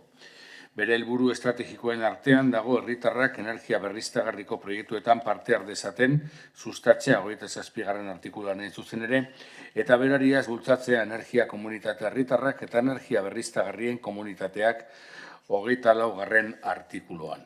Hainbat udalerrik, hala nola Garez edo Gasteizek dagoeneko martxan jarri dituzte komunitate energetikoak eta eguzki energia fotovoltaikoa autokontsumo kolektiboaren araubidean instalatzeko laguntza programak. Energia berriztagarrirako sarbidea errazteko eta energia iturri kutsatzaile eta garestiekiko mendekotasuna murrizteko. Adibide honi jarraituz Getxoko udalak energia berriztagarriak sustatzeko konpromisoa hartu behar du, udalerrien ekimen horiek bultzatzeko diru laguntzen sistema bat sortuz. Horregatik guztiagatik osoko bilkura honek hau eskatzen dio udal gobernuari. Getxoko udala komunitate energetiko propio zordezala bere eraikinetan oinarrituta. Eguzkia energia fotovoltaikoko proiektua martxan jartzeko udal instalazio eta espazio publiko egokien erabilera bultzatzea, tokiko energia komunitateen aprobetxamendua bultzatuz. Getxon auditoritza energetikoak egiteko eta energia berriztagarriak ezartzeko proiektuak garatzeko diru laguntza lerro bat ezarri. Eguzki energia fotovoltaiko autokontsumo kolektiboaren araubidean instalatzeko diru laguntzen programa bat martxan jartzea, bizilagunen tokiko enpresen eta erakunde publikoen arteko lankidetza sustatu. Eta Getxon energia komunitateak eratzeko eta kudeatzeko diru laguntza espezifikoen lerro bat sortzea tokian energia berriztagarrien sorkuntza eta kontsumoa sustatzeko. Seigarrena, herritarrei zuzendutako informazio, prestakuntza eta sentsibilizazio kanpainak antolatuko dira, energia komunitateek bidezko trantsiziorako tresna gisa dituzten onurei eta aukerei buruz. Eta 7. trantsizio energetikorako eta komunitate energetikoak sustatzeko aholkularitza udal bulegoa sortzeko.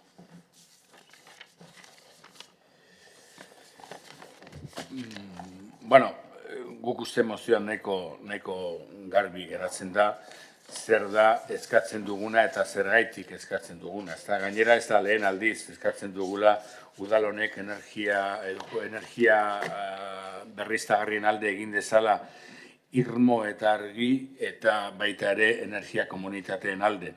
Urtetan galdetu izan dugu, gainera zein da energia kontuen inguruan, energia berriztagarrien inguruko jarria sendoak eta eskatuz, eta orain arte jaso dugun erantzuna beti izan da berdina. Itxaron egin behar dela, azterketa bat egiten ari dela, eta azterketa horren emaitzak ikusita, baina horrela daramatzagu urteak. Gauza bera galdetzen eta gauza bera entzuten.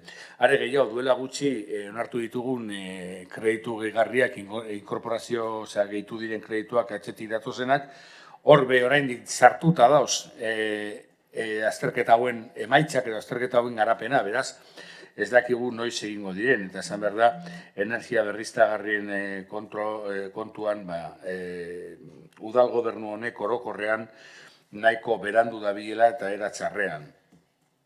Argi dago bizitza moduak energia kontsumitzen du, gure bizitza moduak eta era intentsibo baten, eta zentzu horretan energia kontsumoa murriztu egin behar dugu, baina murriztu eta gero, edo murrizten dugun bitartean baita ere, energia iturriak ere aldatu egin beharko ditugu. Erregai fosilak egin bat arrazoa dauzkate, horiek inork ez ditu dukatzen gaur egun, baina bi aipatzarren, batetik erregai fosilak mugatuak dira, eta mugatuak diren enean, gatazka iturri badira ere baita ere, eta gainera agortzen ari dira, eta bestetik planetari kalte izugarria egiten diote, eta kalte hori ja planeta honek ezin dau jatzen. Zentzu horretan, berriztagarrien alde egiteak ezinbesteko bide bat da. Eta berriztagarrien alde egiten denean, egin behar da nolabait ere eredu aldaketa bat. Ez da nahikoa izaten normalean, termika bat zegoen tokian edo ziklo kombinatu bat zegoen tokian, energia berriztagarriak sartzea eredua ere, eta energia berriztagarriek ekoizteko eta sortzeko ereduak ere aldatu egin behar dira. Aldatu egin behar dira beti ere, azken finean, maila komunitarioan egiten diren sorkuntza prozesuak ere demokratikoagoak direlako eta bitarteko naturalen ustiakuntza jartzen dutela publikoaren eskutan eta ez multinazional batzuen eskutan. Zentzu horretan oso baliagarriak dira energia komunitatei esker, zentzu horretan gainera herritarrek badaukate energiari buruzko beste ikuspegi bat, non beraiek sortzen dute, kontsumitzen duten energia bera, eta horrek beste ikuspegi bat emango die energiaren beharren inguruan, eta hori da aintzat hartu behar duena. No es posible un cambio de modelo energético. Ezin da energia eredu aldatu baldin eta zaharkituta dauden ereduetan oinarritzen bagara. Helburu ez da soilik energia nuklearra ordeztea eguzki plakekin edo haize energiarekin. Horrez gain ereduak aldatu behar dira eta aldatu behar dugu modua. Energia produzitzeko modua funtzean. Sortzeko energia aldatu behar dugu. Normalean, baliabide publikoen bitartez sortzen da, beraz ezin da privatizatutako energia enpresen alde. Tokiko ereduak sustatu behar dira komunitatean zentratuta daudenak eta hor, energia komunitateek balio handia izango dute. Gustatuko litzaiguke Getxoko udalak eta gobernu taldeak aurreratu izana, zentzu horretan norabide horretan lehenago aurreratu izana gustatuko litzaiguke. Izan ere, kontu asko daude lotuta daudenak energia trantsizioarekin eta ez dugu zerrenda bat egingo, baina gobernu taldea berandu dabil, beste batzuetan gustatzen zaie aitzindaria izate, baina horrelakoetan ez. Eta gustatuko litzaiguke berandu den arren urratsak ematea zentzu horretan. Ez da ideia berri bat, ez da ezker muturreko 4 pertsonen ideia bat, Eusko Legebiltzarrean EAJak, PSEek eta Euskal Herria Bilduk sustatu dute hau. Baina horrez gain, Eusko Jaurlaritzak babesten du honako hau. Beraz, uste dugu, aukera dagoela urratsak emateko zentzu horretan, eta ez dugula itxaron behar azterlan hori eduki arte kontsumo energetikoa aztertuko duena udalerakinetan. Getxo Antzokiaren iraupena baino luzeagoa izango dela ematen du. Beraz, mozioa zentzu horretan doa. Zentzu horretan lan egin behar dugu. Modu berriak bilatu beharko dugu energia sortzeko modu jasangarrian. Eta horiek erraztu beharko dute, herritarrek ikustea beharrezkoa dela kontsumo energetikoa murriztea eta bestela sortzea energia. Mila esker.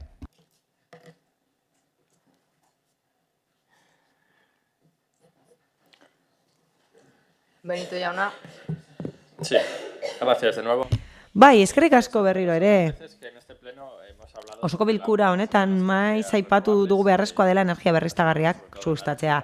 Batez ere hori izan zen aurreko legegintzaldian. Nik uste dut hau dela lehenengo aldia honako legegintzaldian egiten duguna, baina beste batzuetan bezala erabat ados gaude mozioaren helburuarekin. Eta uste dugu energia trantsizioa izan beharko litzatekeela udal gobernuaren lehentasunetako bat, hala eta guztiz ere.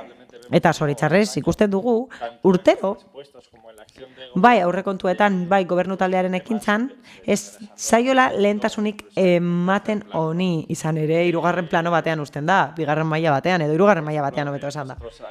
Adibidez, urtero, guk zuzenketak aurkezten dizkiogu aurrekontuari, aurrekontu gehiago bideratzeko energia berriztagarrien instalaziorako, baina hori gora bera esaten zaigu, helburua dela geldikinarekin, soberakinarekin egitea urtero. Gaur egun, proiekturik handizaleena mai gainean, sorkuntza elektrikoko proiektuei dagokienez, eguzki panelak dira errugbi zelaiko armaietan. Guri ondo deritzogu, baina energia berriztagarriak sustatzeko plan bezala guretzat ez da nahikoa. Erabat eskasa delako. Azkenengo urteotan ikusi dugu aukera egokia egon dela horrelako ekimenak sustatzeko EH Bilduren mozioan planteatzen den bezala. Batez ere, Espainiako gobernuak eta Eusko Jaurlaritzak hartu dituzten neurriengatik. Adibidez, neurriak hartu dituzte energia berriztagarriak sustatzeko Next Generation funtsen bitartez. Horrez gain, ezin dugu ahaztu zeintzuk diren gure helburuak eta bete behar ditugunak. Helburuak ditugu energia berriztagarriak sustatzeko, horiek daude bai garapen jasangarrirako helburuetan, bai Espainiako gobernuaren eta Europa mailako gobernuen eta Euskal Jaurlaritzaren plangintzetan. Ados gaude, hori dela helbururik onena edo tresnarik onena energia trantsiziorako, eta gainera hori errespetuzkoa da ingurumenarekin, hau da, ingurumena errespetatzen du. Gainera, energia komunitateak bezalako ekimenekin ahaldunduko genituzke herritarrak eta aurrezpen handiak lortuko genituzke argiaren fakturan gure herritarrentzat, eta gainera CO2ko igorpenak murriztuko lirateke gure udalerrian. Horregatik guztiagatik mozioaren alde egingo dugu. Eskerrik asko. Díaz Andrea. Eskerrik asko. Bueno, la implantación de energia berriztagarrien ezarpena eta jasangarritasunaren alde egiten duen guztia gaurkotasun handiko gai bat da, beharrezkoa da, eta gainera lehentasun bat da, noski sozialistontzat. Zentzu horretan, gobernu desberdinetan gaudenez, estatu maila guztietan, nabarmendu nahi dugu, energia jasangarritasuneko lege bat dagoela, 19koa da, eta hori sustatu zuen Arriola sailburuak. Badago lege bat estatu mailakoa, klima aldaketari eta energia trantsizioari buruzkoa, eta Europako legeriarekin batera, horiek dira legearen esparrua, eta horien helburua da funtsean neutraltasuna lortzea isurpenetan, beranduenez 2050 urtean, aurreko legegintzaldiaren amaieran, Eusko Legebiltzarrak lege bat onartu zuen trantsizio energetikorako eta klima aldaketarako. Eta mozioa horietan oinarritzen da, bere helburuak aipatzen direlako eta arauak fokua jartzen du kontsumoen murrizketan eta sorkuntzan ere bai.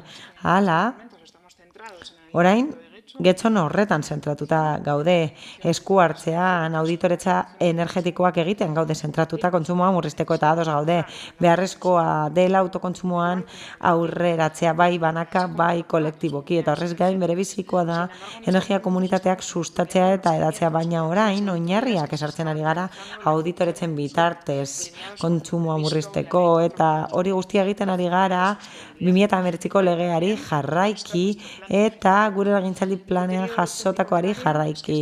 Arloaren irizpide teknikoa da aurretiazko lana egitea energia kontsumoa optimizatzeko eta baliabideak optimizatzeko autokontsumoan eta autosorkuntzan zentratu aurretik, naiz eta guk ahalik eta lasterren heldu nahi dugun horretara. Eta aholkularitza bulegoa sortzeari dagokionez, esan behar dugu energiaren euskal erakundeak hori egiten duela, horregatik gure ustez momentuz ez da beharrezkoa hori esartzea udal mailan. Horrez gain, gure ustez bulego horien sorkuntza ez dago jasota 24ko legerian, eta horregatik hain zuzen ere ez dugu mozioaren alde bozkatuko. Mila esker. Eskerrik asko. Herrialdekirik jauna. Muchas gracias, señora alcaldesa. Eskerrik asko alkate Andrea eta egunon berriro ere. EH Bilduk mozio bat aurkezten du zeinean komunitate energetikoak sustatzea eskatzen duen. Esan beharra dago, asmo honekoa dela, baina guk uste dugu ñabardura batzuk egin behar zaizkiola mozioari. Alde batetik, komunitate energetikoak nola ez, aukera bat izan daitezke, eraginkortasuna hobetzeko eta kostuak murrizteko, baina hori gora behera, talde proposatzaileak eskatzen du puntu askotan laguntzak ematea horiek sortzeko edo eguzki energia fotovoltaikoa instalatzeko, naiz eta Euskal Autonomia Erkidegoan laguntza horiek ematen diren. Adibidez, energiaren Euskal Erakundeak programa bat dauka, zehazki esaten du, diru laguntzak emango dira autokontsumoa sustatzeko energia berriztagarriko iturrietan bizitokietara zuzenduta, eta hor zehazten du zeintzuk izan daitezken onuradunak, eta horietako batzuk dira komunitate energetikoak. Hala? Beren laguntza horiek ez dira bateragarriak beste batzuek emandako diru laguntzekin. Eta Getxoko udalaz ari gara. Gure ustez beharrezkoa da beste energia batzuk sustatzea, ez dugu ezetz esango. Horien artean eguzki energia, baina kontziente izan behar dugu Espainiako iparraldean gaudela eta zifren arabera, Bizkaiko probintzian, ez da eguzki askorik egon. Eguzki gutxien izan duen probintzia da. Beraz, dana izatea eguzki energia ez dugu uste egokia denik. Hemen, apur bat zaila izango litzateke horregatik, eta ez hori Getxoko udalean, baina oro har, estatu osoan uste dugu beharrezkoa dela energia desberdinak kombinatzea. Irisgarria, segurua eta jasangarria izan dadin. Eta aldi berean, uste dugu hobe litzatekeela beste udal batzuek egin duten bezala, Gasteizko udalak bezalase, hori aipatu delako mozioaren testuan, akordioetara heltzea energiaren euskal erakundearekin, sentsibilizazio jardunaldi batzuk sustatzeko, energia eraginkortasunarekin lotuta berriztagarriak optimizatzeko eta energia komunitateen inguruan hitz egiteko.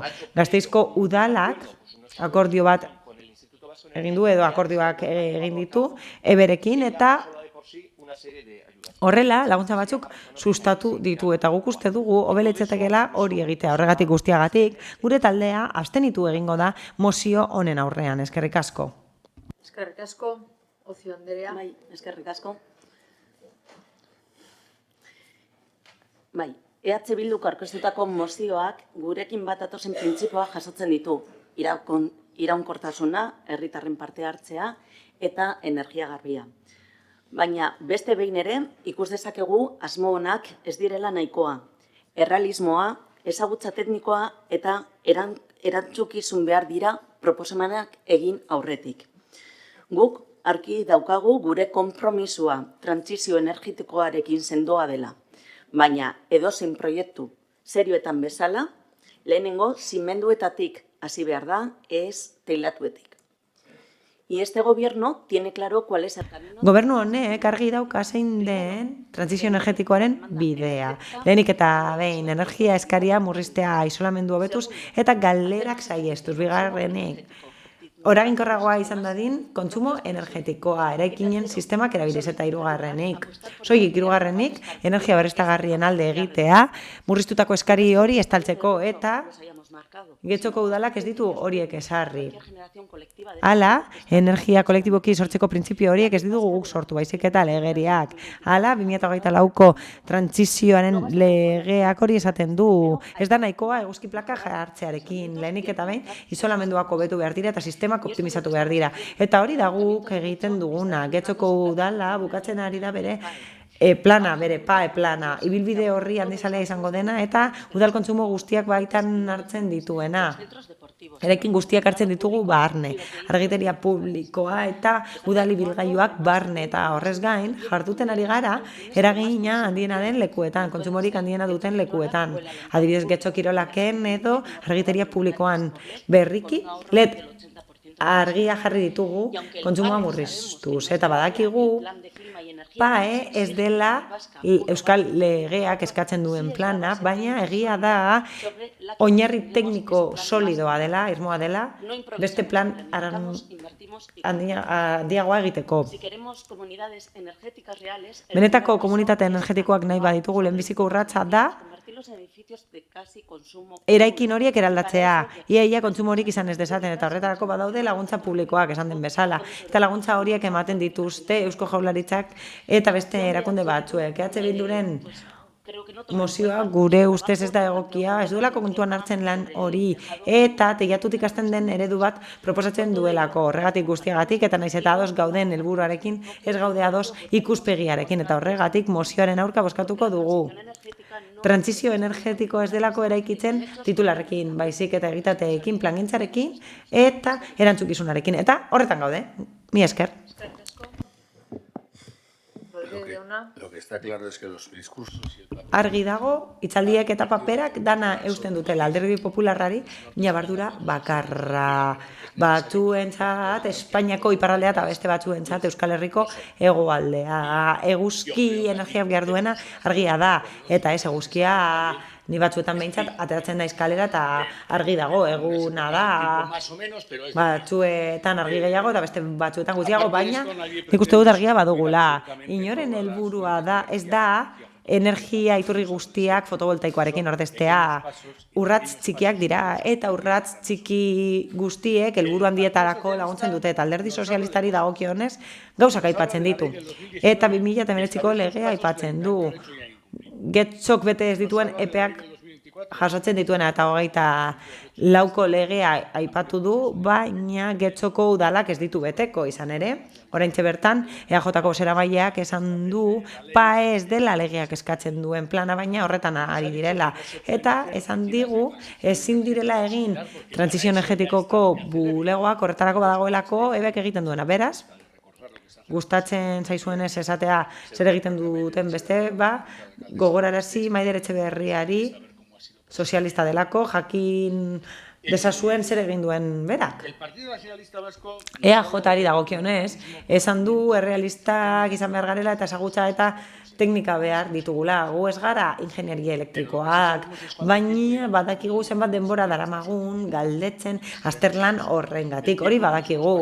Badakigu zenbat denbora pasatu dugun azterlana eskatuz, jakiteko zenbat beharko zenuten proiektua eraldatzeko. Ez dugu ezer esango Getxo Kirolaki buruz, beti esan dugulako Giroako kontratuan behintzat aipatzen delako inbertzioa egingo dela plaka elektrikoetan. Beraz, bitzia da? Ez dudalako uste haiek badakitenik jada nola galtzen den energia. Edo nola ere, eraikinak eraginkorragoak izan daitezen, ez du zertan esaten, beste ezer egin ezin denik. Ematen du gauzak egin daitezkela berandu egiten aurretik. Berandu zabiltzate, egiten duzuen guztian, bai, dana egiten duzue berandu. Emisio basuko eremuetatik, plan energetikoetara, eta zuek, esaten duzue 3 urte daramatzazuela, auditoretza bat egiten ikusteko zenbat gastatzen duten, eta eraginkorragoak izan daitezen, eta orain arte, galdara aldaketa aipatu duzue, Vamos a dejarnos de excusas. Beraz, utz ditzagun aitzakiak alde batera eta egin ditzagun gauzak. Gero, errealitateak beti erakusten du zuen hitzaldiak ez direla benetazkoak. Norbaitek? Ez? Orduan bozketara pasatuko ginateke. Alde, Elkarrekin Podemos eta EH Bildu kontra, PS Euskadiko Ezkerra eta Eusko Alderdi Jeltzaleak. Abstentzioak, Partido Popularrak.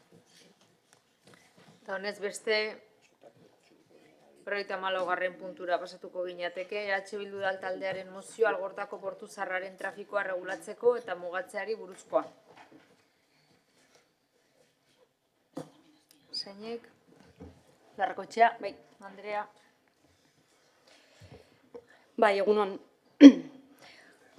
Udaberria heldu berri da eta eguraldi onarekin batera, gero eta gehiago dira Getxoko kostaldera gerturatuko diren pertsonak, turistak zein beste udalerri batzuetako bisitariak.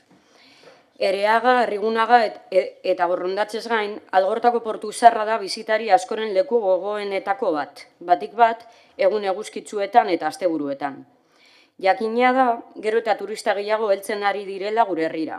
Iaz kopurua 17an igo zen, Getxo turismoko datuen arabera. Eta horrek, tokiko ekonomian eragin positiboak ere izan ditzaken arren, hainbat arazo sortu dituela leku batzuetan. Gentrifikazioa, pisu turistikoen ugaritzea, auzo bizitzaren galera. Mugikortasunaren ikuspegitik ere, gero eta arazo gehiago sortzen ari dira inguru horretan. Gero eta kotxe gehiago pilatzen direlako bertan, ez bakarrik asteburuetan edo udan, baizik eta urte osoan zehar. Ohikoa bihurtu da, Harriluzetik portu zarrera auto-ilara etengabeak ikustea. Horrek sortzen duen zarate eta kutsadurarekin. Aldi berean, portu zarreko bizilagunentzat benetako arazo bihurtu da auzoan kotxea ustea, udan tau ordaintzen duten arren. Honi guztiari gehitu behar diogu inguruan antolatzen diren jaialdi eta bestelako ekitaldien eraginez aparkatzeko aukera murriztuta izaten dutela askotan. Eta gainera, ez dute getxoko gainontzeko espazioetan aparkatzeko aukerarik. Egoera honen aurrean, argi dago inguru horretan trafikoa erregulatzeko eta mugatzeko neurriak hartu behar direla. Ilara eta karabana etengabeak saihesteko. Ez bakarrik auzokidei errestasunak emateko, baizik eta gure kostaldea inguru atseginagoa bihurtzeko. Harri-luze sarreran jarritako seinaleak lagungarriak dira. Bertan adierazten da zenbat aparkaleku dauden libre egotekotan. Baina ez dira nahikoa. Kotxeak zai egoten direlako bigarren ilaran, espaloian, bidegorrian eta bar. Udan, eguraldi ona egiten duenean, gazte eta ume ugari egoten dira portuan bainatzen. Eta kotxeen joan etorri etengabeak inguru atsegin hori kalte egiten dio, baita ere segurtasunaren aldetik. Kotxe pribatuaren erabileraren aurrean, erakunde publikoetatik garraio publikoa indartzeko neurriak hartu beharko genituzke. Getxobusa martxan jartzen denean, lagungarria izan daiteke portu sarreraino heltzeko metro geltokietatik, baina ezin dugu itxaron herribusa martxan jarri arte inguru horretan neurriak hartzeko. Gauza berea Bizkaibiziren kasuarekin. Bertaraino bizikleta zerbitzua luzatzea eskatu dugu, baina ez omen dago aukerari kontratua berriztu arte. Pandemia garaian, konfinamendua amaitu ostean, Laola jatetxetik aurrera trafikoa mugatu zen pertsonen arteko distantzia bermatzeko eta masifikazioak egiteko. Auzokideei bakarrik utzi zitzaien kotxearekin sartzen aparkalekura. Orain, ez dugu osasun krisirik bizi. Baina agerikoa izan zen portu sarrean bizitza kalitatea nabarmen hobetu zela uda horretan neurri hori hartu zenean. Trafikoa izugarri jaitsi zen, oinezkoen protagonismoa bereganatu zuten auzoan eta umeak kotxeen beldur barik bainatu ziren. Neurri hori bera indarrean jar zitekeen uda honetan ere, proba pilotu moduan behintzat. Laolatik aurrera trafikoa mugatu egoiliarrentzat, beste udalerri batzuetan udan egiten den bezala. Inguru atseginagoa sortu kostaldean, kotxeen joan etorri etengabeak mugatu eta masifikazioari aurre egin.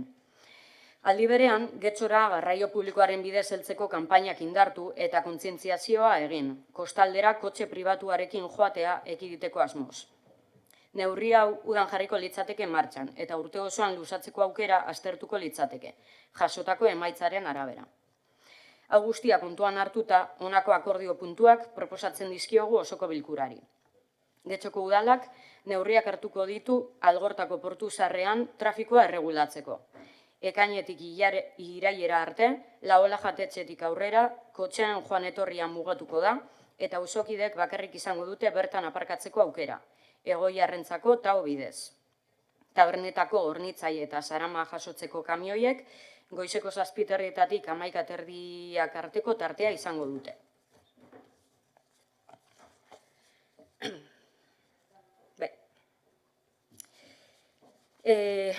Esan bezala, duela 5 urte martxan jarritako neurria errepikatzea proposatzen dugu mozio honetan. Pandemia garaian, Laolatik aurrerako bidea mugatu egin zen, auzokidentzako sarbidea soilik baimenduz, eta horretaz gain, Harri-luzetik Igeretxerainoko errepidearen noranzko bat kotxentzako itxi zen gaur egun ere mantentzen dena. Eta hartutako bi erabaki horiek benetan aire asko eman ziotela zonaldeari. Azken urteetan portu zarra bizitari gaien erakartzen dituen Getxoko toki nagusienetakoa bilakatu da, argi dago zonalde ederra dela, eta normala da jendea etorri nahi izatea. Hainbeste jende dator beste herri batzuetatik, baina ezen gero eta herriko jende gutxiago jaisten dela ere, bertan lasaitasunez egotea zaila izaten delako. Udan edota egun eguzkitsuetan pilatzen den jendetzak auzoan eragin handia du. Kaleak jendez gainezka egoten dira, ilarak tabernetan, baina jende pilaketaren egoera hau modu batean eragozpena izan daitekeen arren, gure ustez arazo nagusia da pertsona hauen gehiengoa autopribatuz etortzen dela gurera. Eta honek eragiten duena da Portuzarreko eta Ereagako paseo osotik kotxe pilaketa izugarriak eragiten dituela. Kotxek modu irregularrean aparkatzen dute inguruan, oinezkoen eta txirrindularien guneen inbazioa ematen da, azken finean desorden handia ematen da zonaldean, arrisku egoerak ematen dira, kaosa nolabait. Algortako metroa Portuzarretik 8 minutura dago, eta Bizkaibus autobusak ere badaude, herrian zehar hainbat geltoki dituenak. Beraz, iruditzen zaigu, gure herrira garraio publiko etortzea nahiko irisgarria dela. Egia da, mozioan esan bezala, Getxobusak edo Bizkaibizi geltokia bertan egotea lagungarriagoa izango litzatekeela ere bai, batez ere gure herrikideentzat, erdigunetik urrunago bizi direnentzat, baina ezin dugu horren zain egon, esan bezala, bestelako neurri batzuk hartzeko. Eta bestela, kotxez etorri nahi dutenentzat, uste dugu ere Agako parkina edo herrian dauden beste aparkaleku batzuk, Manuel Gainza kasu askotan aipatzen dela, nahikoak izan daitezkeela. Mozio honetan beraz, ez gara ari jende etorrera mugatzeari buruz, baizik eta guretzat hain preziatua den inguru bat babesteari buruz, auzokide eta bisitarien artean bizikidetza erosoa sustatzeari buruz. Pandemia garaian, esan bezala, Laola jatetxetik trafiko murrizketak ezarri zirenean, egoera hobetzea posible dela ikusi ahal izan genuen. Neurriark izugarri murriztu zuen autoen presentzia, oinezkoentzako lekua berreskuratzea ahalbidetu zuen, eta giro lasaiagoa eta seguruagoa sortu zuen. Aldi baterako esperientzia izan zen, baina espazioak kudeatzeko beste modu bat posible dela erakutsi zuen. Beraz, aurkeztu dugun mozioak logikari berriro heltzea planteatzen du. Udako hilabeteetan hasteko proba pilotu gisa. Laolatik trafikoa murriztea, ordutegi arautuan egoiarrei eta zerbitzuko ibilgailuei soilik sartzen ustea, eta udalak garraio publikoa erabiltzeko mezua indartzea. Egia da mozioan ordutegi zehatz bat aipatzen dugula, baina hori tabernariekin hitz egin eta egokiena adostea izango litzateke kontua. Hemen proposatzen duguna asmo bat da, eta orduan kontua da asmo horri heltzeaz. Uste dute nahiko argia eta zehatza dela, beraz horrain helduko naiz. Eskerrik asko, Benito jauna. Sí, gracias, señora alcaldesa. Bai, eskerrik asko alkate anderea. Portu Zaharreko eguzkia dagoen egunetako irudia, eta udan beti da berbera. Jendea egoten da gozatzen eta horrez gain, kotxe asko egoten dira, Portu Zaharrean eta ilara asko egoten dira aparkatzeko edo auto asko ikusten ditugu maiz, bueltaka aparkalekua bilatzen eta zalantzarik gabe mozioan esaten den bezala, horrek eragozten du eguneroko bizitza Getxoko herritarrentzat edo Portu Zaharreko auzotarrentzat. Haiek mugatuta ikusten dute bere mugikortasuna eta ez soilik aparkatzeko. Eta egunetan aparkatzeko aukera daukate bere kaleetan, baina ez dute hori mugatuta ikusten soilik. Askotan zailtasunak dituzte zailtasunez sartzeko bere etxeetara. Jende asko egoten delako, eskaileretan eta bertako plazetan, eta horregatik zaila izaten da bere eguneroko bizitza jendetza, bilatzen delako Portu Zaharrean, eta behin baino gehiagotan aipatu izan dugu osoko bilkura honetan. Turistifikatzen ari da udalerri hau, eta Portu Zaharra bezalako auzo batzuk erakusleiho bihurtzen ari dira. Getxoren argazki deigarriekin, eta horrek eragiten duena oso argi dago, eta denok ikus dezakegu zer gertatzen ari den. Turistifikazioaren ondorioak gero eta negatiboagoak dira gure eguneroko bizitzan. Izan ere, hori balio turistikoaren aurka doa. Gure balio turistikoaren aurka doa.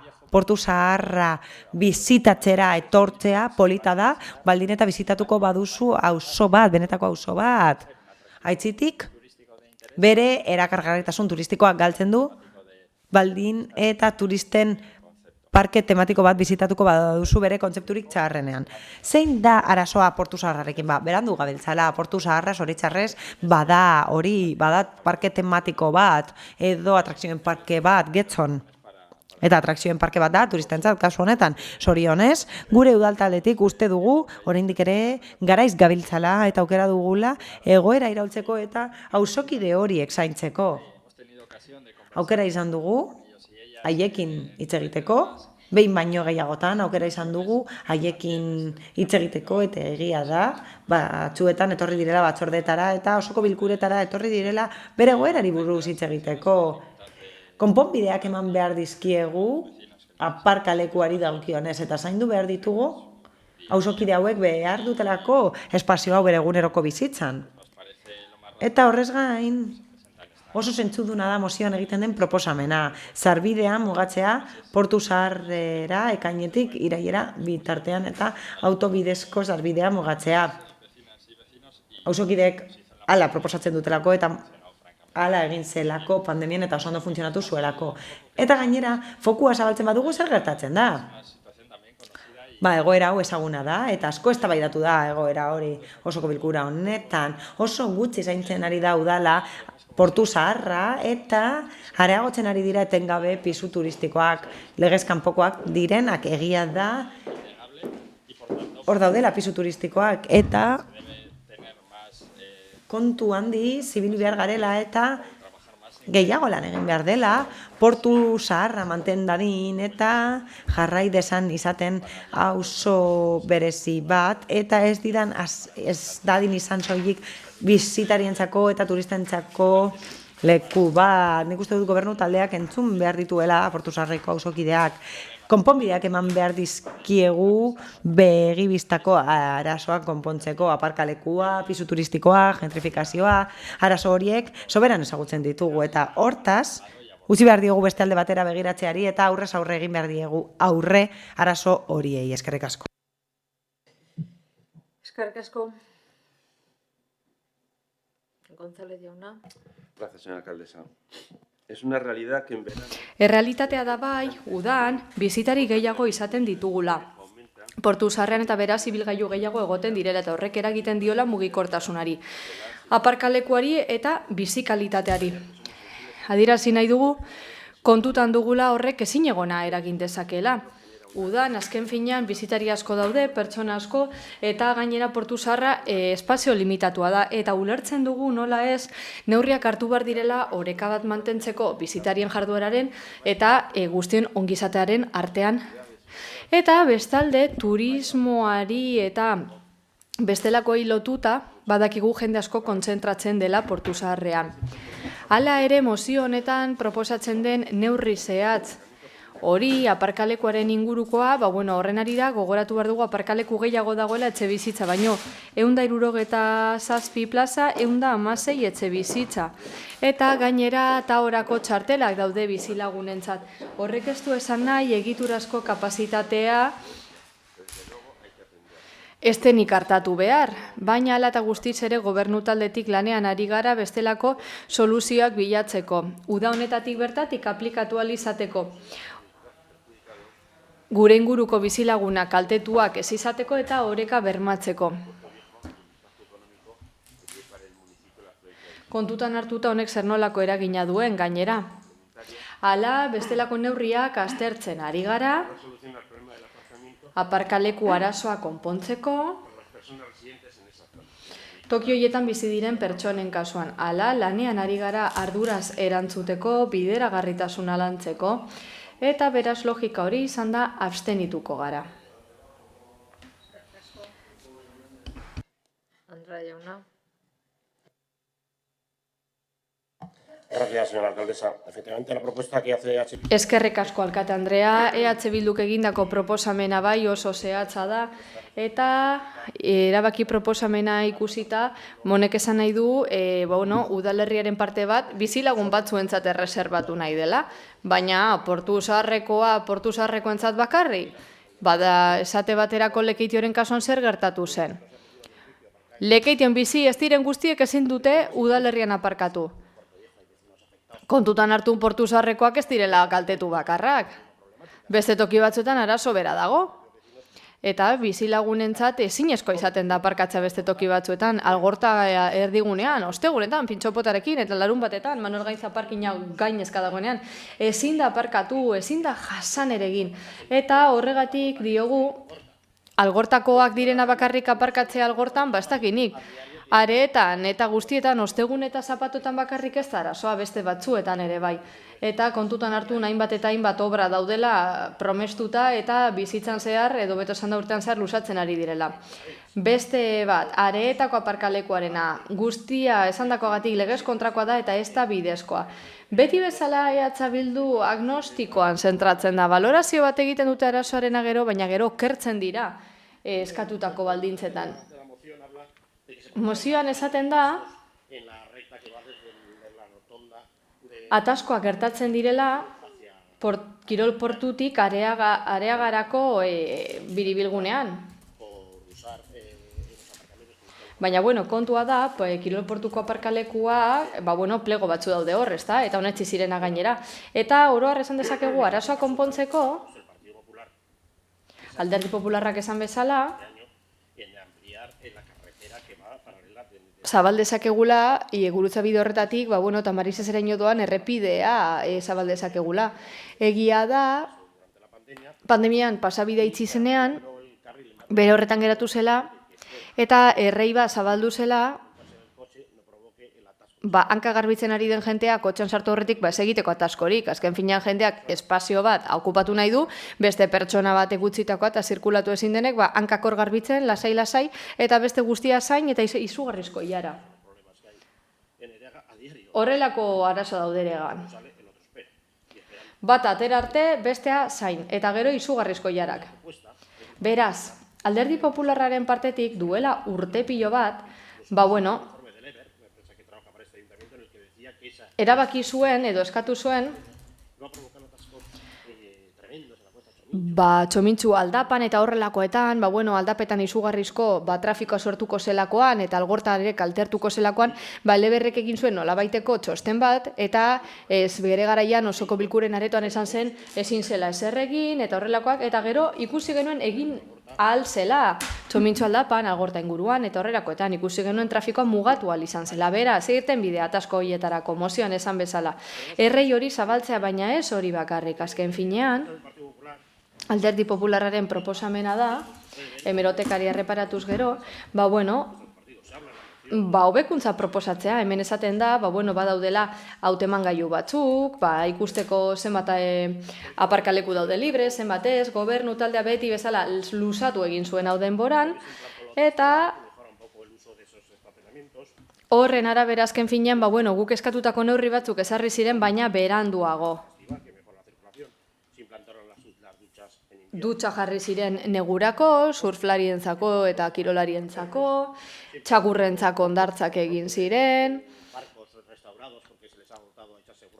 ontziak konpondu ziren negurraizeari eman zitzaiolako espazio hori, berak behar zuena, eta hemeroteka erreparatuz esan bezala badaude hainbat eta hainbat gauza, baina gehiago behar dugu. Takilak behar ditugu, hondartzaragoa zenean gauzak utzi ahal izeteko, akustikoki ere kontzertuak egiteko aukera izan nahi dugu bertatik, bizilagunek azken finean, tokikoen, kompositoreen musikaz gozatzearen nahi dugu, era berean, Portuzarretik Arrigunagara doan pasabide hori ere nahi dugu, hobek dadin, Barrigunagatik eta Portuzarretik alizateko paseatu,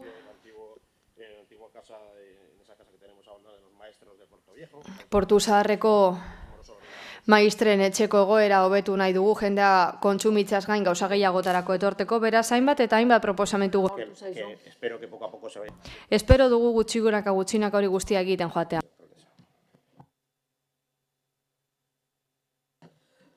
Ozio Anderea. Eskerrik asko alkate Anderea. Gaur, EH Bilduren proposamenak espazio publikoaren erabilera bizilagun batzuei soilik erreserbatzeko asmoa du. Getxoko gainerako herritarrek eta Portuzaharreaz gozatu nahi duten guztiak kanpoan utzita. Uste dugu horrelako plantamenduak desberdintasuna sortzen dituztela. Logika hori udalerri osoan aplikatuko bagenu, bakoitzak bere auzoan bakarrik aparkatuko ahal izango luke.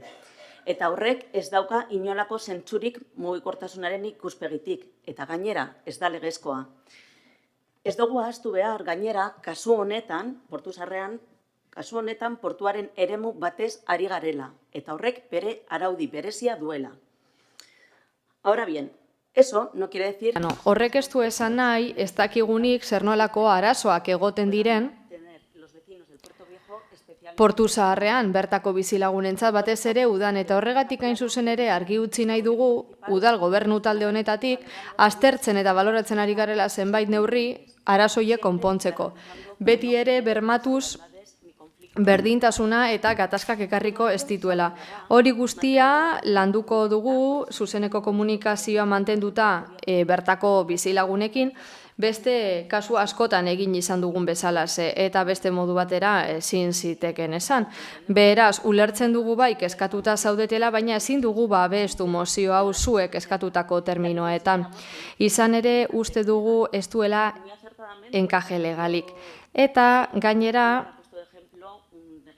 Alderdi Popularreko bozeramaileak argi utzi du baditugula EH Bildu proposatutako antzeko neurri batzuk. Lekeition ere dago horlako neurri bat EH Bildu gobernatuta duela.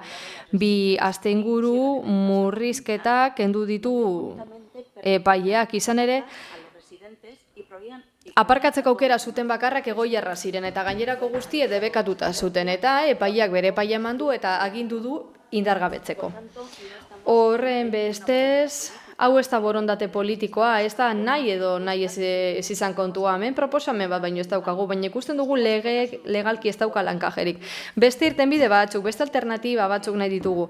Badakigu azken finean, legelki hauek ezin direla mantendu eta lehenago edo beranduago epaile batek indargabetu ditzakela hau bezalako neurriak horregatik, gu abstenituko gara, eskerrik asko. Eskerrik asko.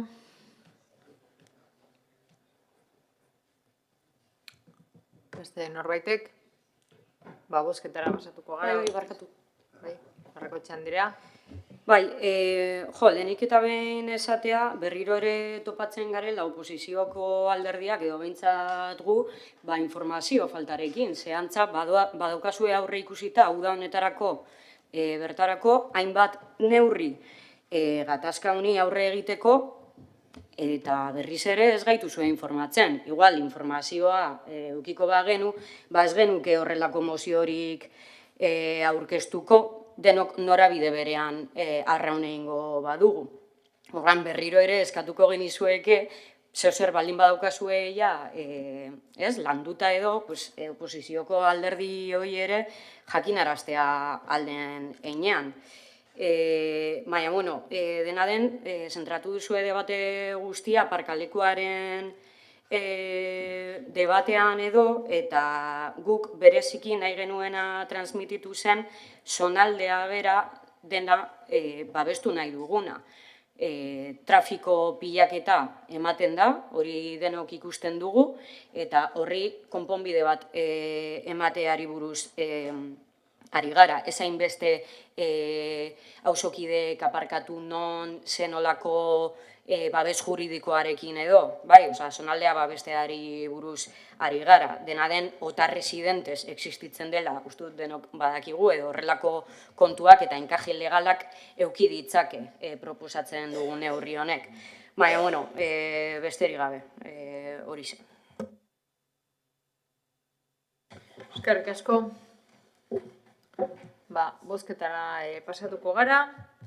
Mozioaren aldeko bozkak, EH Bildu eta Elkarrekin Podemos, kontra, Partido Popularra, abstentzioak, PSE, Euskadiko Ezkerra eta Eusko Alderdi Jeltzalea. Eta honez beste 55. puntura pasatuko ginateke, EH Bildu taldearen mozioa, behar soziosanitarioak dituzten pertsonentzako etxe bizitzak birgaitzeko eta egokitzeko udal diru laguntzen lerro bat sortzeari buruzkoa.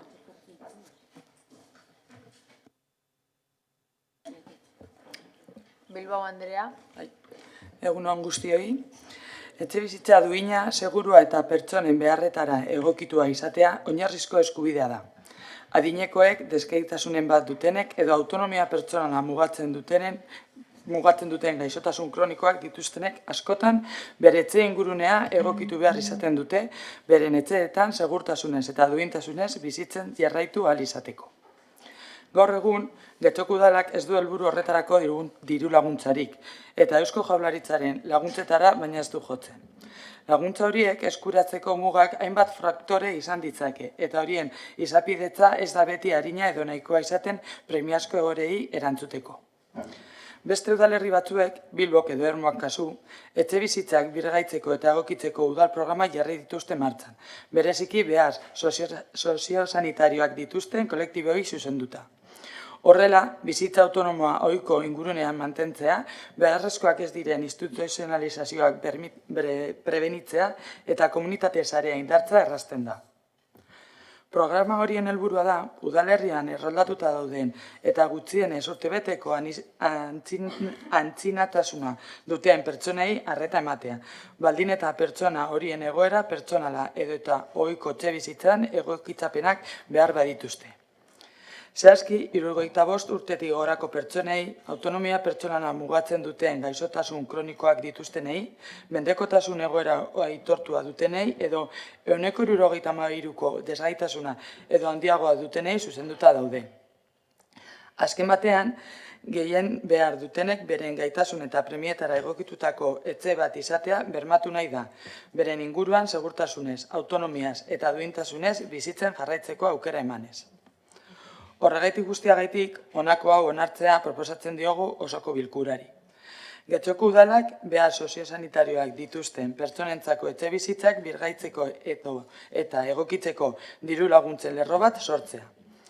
Diru laguntzen lerro hau finantzatzeko aurrekontu partida bat gaitzea 2026ko aurrekontuetarako.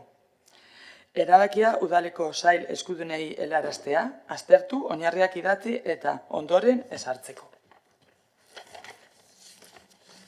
Museoaren babesera pasagonaz.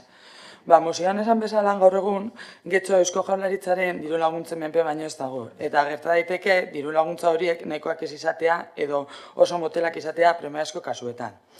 Udal lerro batek tramiteak arindu eta behar kritikoi, oztopo arkitektonikoak edo osasun moldaketak kasu, berehalako erantzuna emango lieke. Gainera, etxebizitzak egokitzeak egoitzetan edo laguntza zentroetan hospitalizatzeak saihesten ditu, eta horrek pertsonen bizikalitatea hobetzeaz aparte, sistema publikoaren epe luzeko kostuak murriztu ditzake. Aipatu bezala, Bilbo eta Ermua bezalako hiriek badituzte antzeko programak, bideragarritasuna eta onura sozialaren erakusgarri direnak. Honelako kasuetan, inklusio eta ongizate politiketan uste dugu Getxo ezin dela atzean geratu. Getxok biztanleria zahartua duen udalerria izanik aurre hartu beharko lieke mendekotasunak eragindako beharrei. Neurri hori gizarte kohesioan eta zahartze aktiboan inbertitzen da dudarik gabe. Gainera, laguntzek lehentasuna eman liezaiekete baliabide gutxiko familiei, aberastasuna birbanatuz. Aipatu beharra dago ere, egokitutako etxe batek erorketak, istripuak eta hospitalizatzeak murrizten dituela, eta horrek osasun zerbitzu publikoen eta gizarte zerbitzuen gaineko kargan eragina zuzena duela. Era berean, pertsonak beren ohiko ingurunean bizi daitezen ahalbidetzeak familia eta auzo loturak sustatzen ditu, isolamendua saihestuz eta gizarte inklusiboagoa sustatuz. Baina proposamena ez dator bakarrik arlo lokaletik, izan ere, desgaitasuna duten pertsonen eskubidei buruzko Nazio Batuen Erakundearen konbentzioak eta 2030 agendak ere, bera 11. helburuan, hiri eta komunitate jasangarriak sustatzen ditu. Tokiko gobernuei oztopo arkitektonikoak ezabatzaren alde egin dezaten gomendatuz. Mozio hau ez da justizia sozialeko kontua bakarrik, baita politika publiko preventiboa eta eraginkorra egitea ere. Eskubideak bermatzen ditu, etorkizuneko kostuak aurrezten ditu eta bizilagun ahulen bizikalitatea hobetzen du. Getxok bat egin behar du dagoeneko tresna horren alde egiten duten udalekin bat. Eskerrik asko. Eskerrik asko, Benito jauna.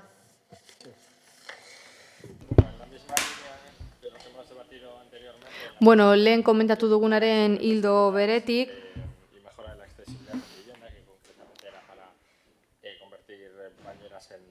bainuontziak dutxa bihurtzeko diru laguntze saritu gara eta kasu honetan ere uste dugu positiboa esanguratsua dela planteatzen dela, ezta? Diru laguntza ildo berriak proposatzea pertsonen bizikalitatea hobetzeko bai da.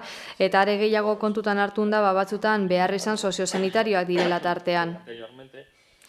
Komentatu den bezala, jada badaude helburu batzu guretzat ezinbestekoak direnak, eta beraz uste dugu udalak bultzatu beharko lituzkela, hori da autonomia bultzatzea, beharrizan soziosanitaria duten pertsonen kasuan, eta baita ere bigarren helburu bat, ezta? Hain zuzen ere, alden neurrian pertsonei etxebizitzan ahalik eta luzeren geratzen ustea. Proposatutako neurri horrek onura dakartzalako pertsona horientzat. Arestian ere esan izan dugu, ez da planteamendu egokia egin behar dugula, diru laguntza haue proposatzeko orduan, eta gure udalerriko datu demografikoen arabera, biztanlerian 30% gaur egun 65 urtetik gora ditu. Bestalde, ez daukagu getxorentzako daturik, baina Bizkaia mailan behintzat, ezintasunen baduten pertsonak 13,5 dira, gure biztanleria osoa kontutan hartuta. Eta gainera, gaixotasun kronikoek ia biztanlerien erdiari eragiten diote Euskadin. Eta hori guztia ikusita, irizpide soziosanitarioak oso garrantzitsuak dira politika sozialak lantzeko orduan, udal honetan. Horregatik guztiagatik uste dugu ezinbestekoa dela kontutan hartzea hau esalako kontu garrantzitsu bat.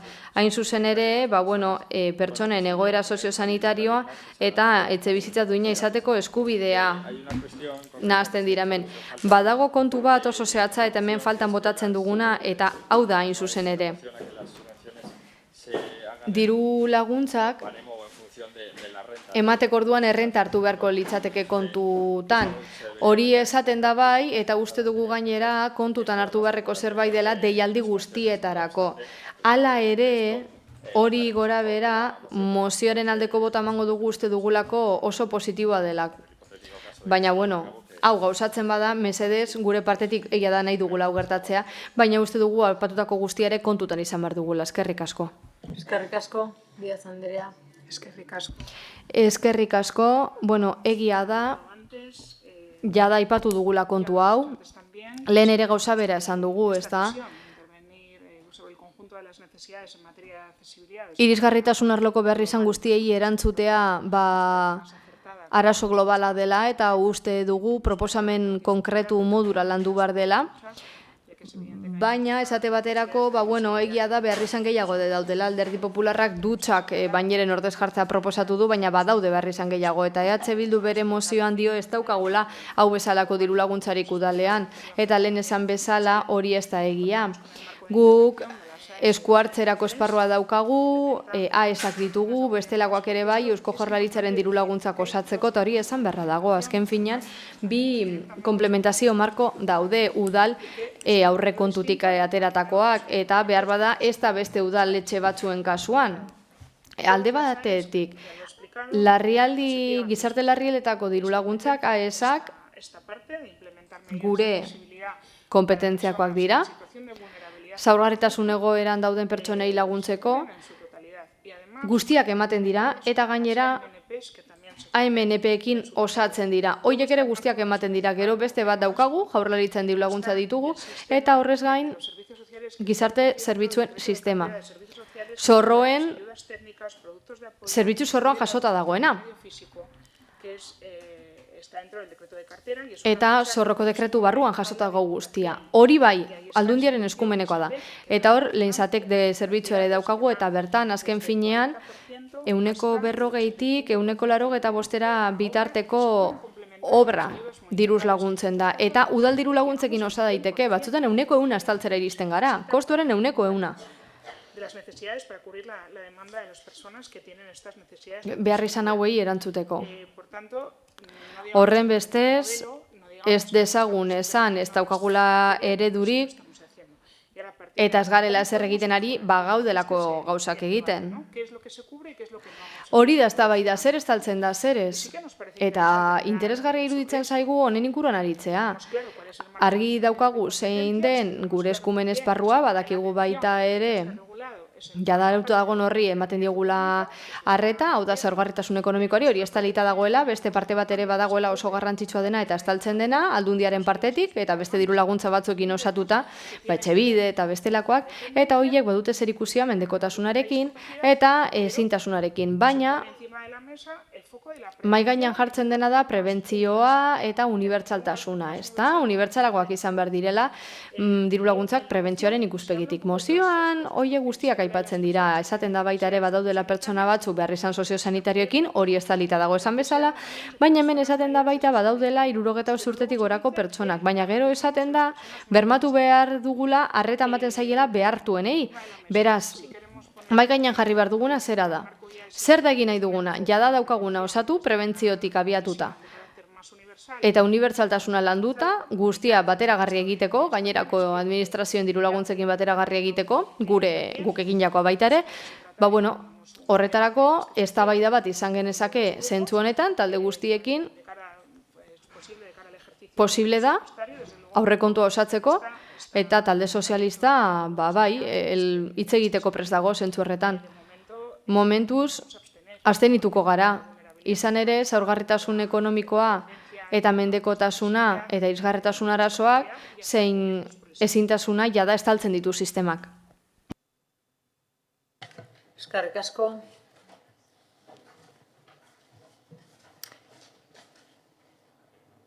Elorza jauna. Eskerrik asko. Bueno, mendekotasunerako edo berri izan soziosanitarioetarako diru laguntza oro osatzeko aukera ongi etorria da. Ezin da beste modu batera izan. Erabat ados gaude mozioan eskatutakoarekin. Lehenengo paragrafoan esaten da adineko pertsona daudela ezintasunen batekin edo gaixotasun kronikoekin eta autonomia pertsonala mugatuta dutela. Laburbilduz, pertsona horiek mendekotasun maila jakin badute.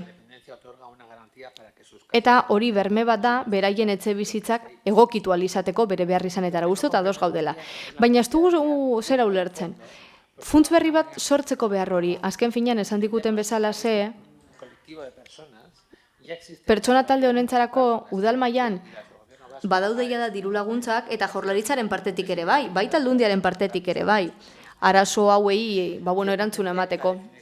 Hain zuzen ere, hainbat eta hainbat diru laguntza daudeia da, AESak, ANMPak eta Aldundiaren diru laguntzak tartean. Eta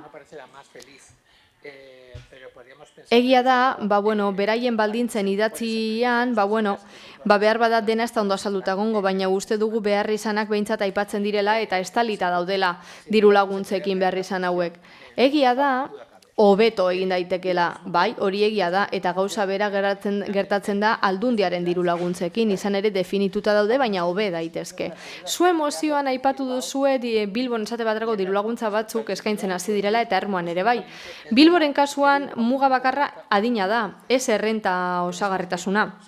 Zentzu horretan, nik nire lehenengo hitzartzean aurkeztutako neurrien antzeko zerbait da zuena. Zaurgarritasun ekonomikoa salbatuta dago, hala da, baina kontua da, gaur egungo diru laguntza guztien kasuan, guk behintzat hemen egoi errentzat ditugun diru laguntzen kasuan, AES, ANP, gero Aldundiarenak eta bar, horiek neurri batzu dira, baina jada ezintasun bat duten pertsonentzat. Zaurgarritasun bat duten pertsonentzat, baina ez dira nolabait neurri preventiba behar dituzten pertsonentzako neurriak. Mozio honetan horretaz ari zarete, ez da? Badaudela pertsona batzuk, baina da ez daki diskapazitateren bat edo mugapen edo mendekotasunen bat dutela, baina ni proposatzen nuena nire mozioan zera zen prebentziozko neurri bat. Diru laguntza horiek jaso ezin dituzten pertsonentzat. Ziurrenik ez dut oso ondo ulertu zuen proposamena, uste dudalako zuen proposatzen duzuena jada existitzen dela. Hala ere, badakigu zalantzari gabe dena hobetu beharko dela, errealitatera egokitu eta areagotu. Izapidetze prozesua baita. Eta baliabideak. Eta zera aipatu nahi dut. Diru laguntzek jasotzako eskaerak egitea oso zaila da, oso kostosa da, ez da bat ere erraza. Baldintzak betetzea ez da erraza, webguneri erreparatuz gero, eta horrez gain egia da eskatzeko orduan gauza gehiegi eskatzen direla. Prozesu haueko oso luzea dira, oso enfarragosoak, oso komplikatuak eta zalantzarik gabe administraziorik egin dezakeguna da hori hobetzea besteak beste. Aurreko guztiagatik abstenituko gara eta espero dugu zuek gehiago zehaztea zuen proposamena. Izan ere, esan bezala uste dugu hobeto edo okerrago zuek proposatzen duzuena oro har jada existitzen dela. Eskerrik asko, González jauna. Bueno, desde nuestro grupo reconocemos... Bueno, gure udaltaldetik badakigu oso garrantzitsua dela pertsona guztiei mendekotasun zein ezintasun egoeran daudenei tartean etxe bizitza duin eta segurua bermatzea. Bere behar izanetara egokitutako etxe bizitzetan bizitzea eta beraz erabat ados gaude aurkeztutako mozioaren funtsarekin. Hala ere bai uste dudala balioan jarri behar direna jada martxan diren diru laguntzak. Alderdi sozialistatik aipatu duten bezala ze. Badaude programa batzuk, etxeko irisgarritasuna hobetzeko, jaurlaritzaren aktartean, eta urtero diru laguntzak deitzen dira. Eta badaude mugikortasun mugatu duten pertsonentzako diru laguntzak eta egia da hildo batzuk hobe daitezkela. Baina oro har, uste dugu lerro bat sortu aurretik komenigarriagoa dela jada martxan daudenak aztertzea eta benetako beharrizanak ere aztertzea, ez da ikusteko zer nolako zailtasuna dituzten getxostarrekoietara iristeko. Bide egokiak erabiliz eta guztion artean koordinatuz. Uste dugu baita ere osagarri eta urgentzia mekanismoak azter daitezkela babesaren modura erabiltzeko, diru laguntza hauekin batera, eta kasu batzutan ezin direlako diru laguntza horiekin estali, baina aurreko guztiagatik oro har esan behar dugu abstenituko garela. Positiboki abstenituko garela, ez gaude zuen neurrien aurka. Azken finean bizitza errasten dietelako pertsona hauei, baina uste dugu azterketa sakona egin behar dela ezer martxan jarri aurretik. Jada dagoena aztertu behar dugu duplizitateak ekiditeko eta kudeaketa eraginkor duin eta bidezkoa bermatzeko. Beraz aurreko mozioan esan bezala ze, elkarlanean aritzeko prest gaude, uste dugu oso interesgarria dela, aurrekontuetarako negoziazio bide bat irikitzeko 2026ra begira. Eskerrik asko. Eskerrik asko. Bai, Bilbao Andrea.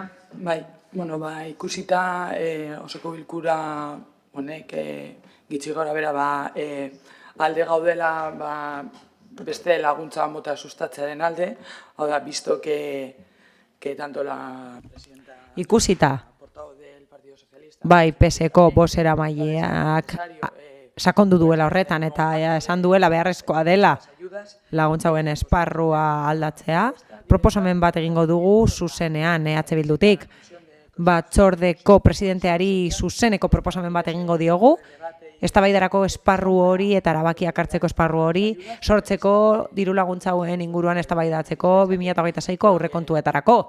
Nik uste dut, talde guztiok ados gaudela beharrezkoak izan daitezkela, mila esker.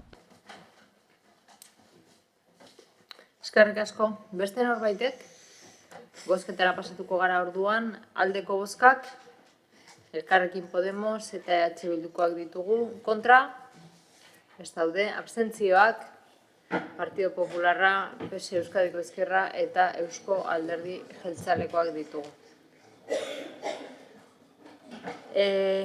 56. puntura pasatuko ginateke orduan Elkarrekin Podemos udaltaldearen mozioa Amaia kalean eta inguruan mugikortasuna hobetzeari buruzkoa. Benito jauna? Sí, dice así la moción. Horrela dio mozioak. Amaia kaleak Getxo eta Leioa banatzen ditu. Eta bertako mugikortasuna azken urteotan baldintzatuta egonda parkalekua duten tamaina handiko zenbait supermerkatu ireki dituztelako pizkanaka. Kaleak bazuen jadanik zirkulazio nabarmena eta areetako osasun zentroaren edota Inbiza industrialdearen ondorioz, Ibilgailuen mugimendua are gehiago hasiko da Leioako langileria kalean errekusitako hirigintzako garapenaren eraginez. Puntako orduetan eta batez ere arratsaldeetan eta eguraldia txarra denean, autoilarak gero eta ohikoagoak dira bereziki putzegilearen biribilgunearen inguruan. Trafiko arazo hori ez gain, oinezkoentzako espaloiak estuak dira eta oinezkoen mugikortasuna zailtzen dute, baita arrisku egoerak eragiten ere. Era berean, inguruko bidegorriak ez daude ondo diseinatuta ez da ondo konektatuta ere, eta beraz, bizikletas ibiltzea nasgarria da eta hortaz arriskutsua. Gero eta trafiko gehiagoko egoera hori ez da soilik Amaia kaleko arazoa. Udalerri bien arteko mugako beste puntu batzuetan ere gertatzen da, ala nola Gobelaurrekan lean, non bi ikastetxe dauden eta udalerri bietara sartzeko errepidea da gainera. Ibai azpiko tunel bat eraiki nahi omen dute bertan gainera. Horri guztiari gaineratu behar digu airearen kalitateak zer nolako garrantzia duen hain urbanoa den eta oinezkoen zirkulazio handia duen zona horretan. Egungo egoera dela eta ikusita egoera hori larriagotzeko aukera argia dagoela, gero eta trafiko gehiago eta mugikortasuneko zailtasun handiagoak baita daude baita airearen kalitatea okerragotzeko aukera ere berebizikoa da koordinazio arina izatea Getxoko eta Leioako udalaren artean. Aurreko guztiarengatik Getxoko udalaren osoko bilkurari erabaki proposamen hau bidali nahi diogu. Bat, Getxoko eta Leioako udalek koordinazioko mahai iraunkorra sortuko dute partekatzen dituzten zonetako mugikortasuna eta hiri tresatu hobetzeko xedez. Lehentasun berezia izanik, putzegilearen biribilgunearen inguruko zonak. Comparte especialmente y con prioridad en la zona que rodea la rotonda del Soplador.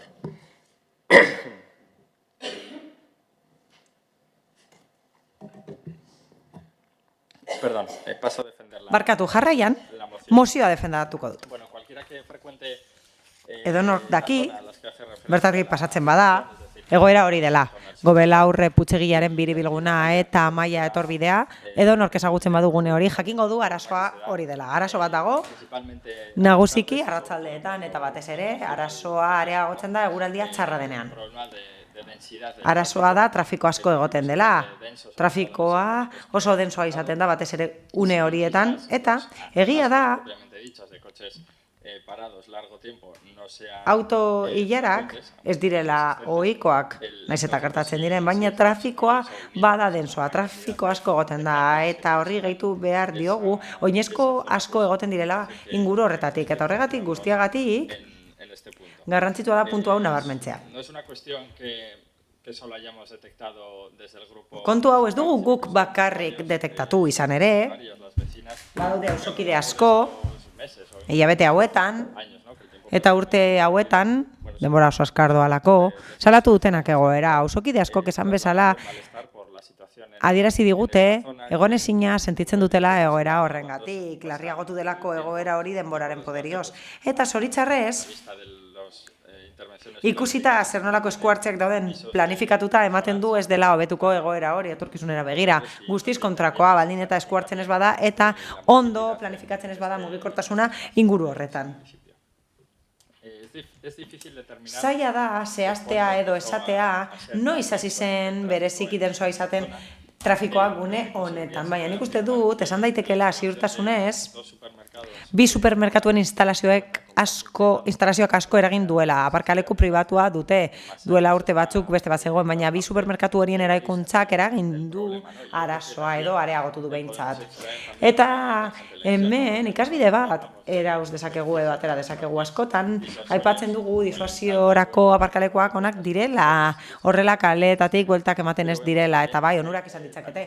Baina horrez gain, horiek efektu negatiboak izan ditzakete edo kontrakoa lortzen dute. Izan ere, maiz trafikoa areagotzen da, jendea saiatzen delako, bertara sartzen, aparkaleku merkeak daudelako. Esan bezala, zoritxarrez, egoerak okerrera egingo du bi arrazoi nagusiengatik.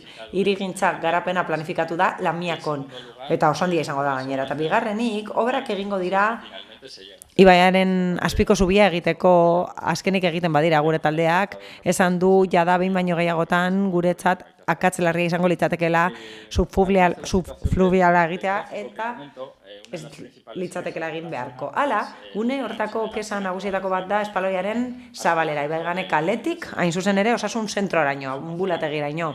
Espaloia oso estua da eta zaila da bertatik bi pertsona igarotzea kontrako norabidean badoaz eta batek orga bat badarama edo gurpildu naulkian badoa, baina ez da arazo bakarra, ez hori zen. Bidegorri bat dago Ibaigane kalean, lehen esan dugun bezala, beste mozio batean hori aipatu dugu, eta Ibaigane kaleko bidegorria espaloitik doa, eta bapatean bukatzen da metroko geltokian. Bidegorri horrek gainera ez du konexiorik bestearekin, Amaiak kalean dagoenarekin, hain zuzen. Eta aldi berean, esan beharra dago, bidegorri hori pegote bat dela, besterik gabe. Ez duelako inora eramaten. Espaloiaren eta errepidearen artean doa, eta horregatik ez da bat ere segurua lehen aipatu dugun bezala. Hala, mozioan ez gara sartu baloratzera, zeintzuk izan daitezkeen konponbide zehatzak gune honetarako, guk uste dugu teknikarien lana dela hori, baina begibistakoa da konponbide hori partekatu beharko luketela bi udalek, hau da, Leioako eta Getxoko udalek, horregatik mozio honekin gure helburua da bi udalei eskatzea batera lan egin dezaten konponbiderik onenak eta eskuartzerik onenak bilatzeko gune honetarako. Hala, hainbeste trafiko duten guneak, baldin eta inurbanoak badira, arazoak izaten dituzte, airearen kalitatea txarra izaten da, zaratak egoten dira, eta noizbehinka istripuak egon daitezke, bide istripuak alegia. Eskerrik asko. Eskerrik asko. Girago Andrea. Eskerrik asko, egunon guztioi. Bueno, es un hecho que la calle Amaya es... Egia da, Amaia kalea, konfluentzia handiko bidea dela, bai Getxorentzat, bai Leioarentzat. Bere inguruan kontzentratzen dira zerbitzu asko, ekipamendu asko, besteak beste osasun zentroa, supermerkatuak, sarbidea poligono batera, jarduera asko duena, bus geltokiak, gimnasioak, eta horrek guztiak noski ordutegi batzuetan trafiko volumen handia sortzen du. Horrez gain gehitu behar da obrak egiten ari direla Maximo Agirre kalean. Eta obra horiek behartu dute trafiko murrizketak egitera eta horrek aldi baterako eragina du gune horretak. Getxoko udaletik lan egin dugu iraganean mugikortasuna hobetzeko gune horretan eta horren adibide argi bat da honako hau. Jarduketa bat egin zen Ibaigane kalerako sarbidean bai sarreran bai irteeran. Hain zuzen putzegilearen biribilgunerantz eta orain bi norabidekoa da. Eta jarduketa horrekin hobetu da trafikoaren arintasuna. Eta proposatzen da orain mahai iraunkor bat koordinazioa sustatzeko bi udalen artean. Eta gure ustez ez da beharrezkoa bi udalen arteko koordinazioa existitzen daia da eremu desberdinetan. Barne hartuta mugikortasuna baldin eta beharrezkoa bada elkarrizketa sortzea gure artean gai zehatzei aurre egiteko suertatzen direnean, noski, eta eraginkortasunez egiteko aurre gai horiei. Horregatik guztiagatik ez dugu alde bozkatuko, naiz eta ados gauden, bai, ados gaude, garrantzitsua da mugikortasuna hobetzen jarraitzea partekatutako guneetan, aipatutako horretan bezalase, noski? Amaia kalean bezalase, baina ez dugu uste beharrezkoa denik mahai iraunkor hori sortzea. Izan ere, koordinaziorako eta baterako lanerako foroak existitzen dira, funtzionatzen dute, eta aukera ematen dute erantzun bat emateko suertat daitezkeen egoera desberdinei, mi esker.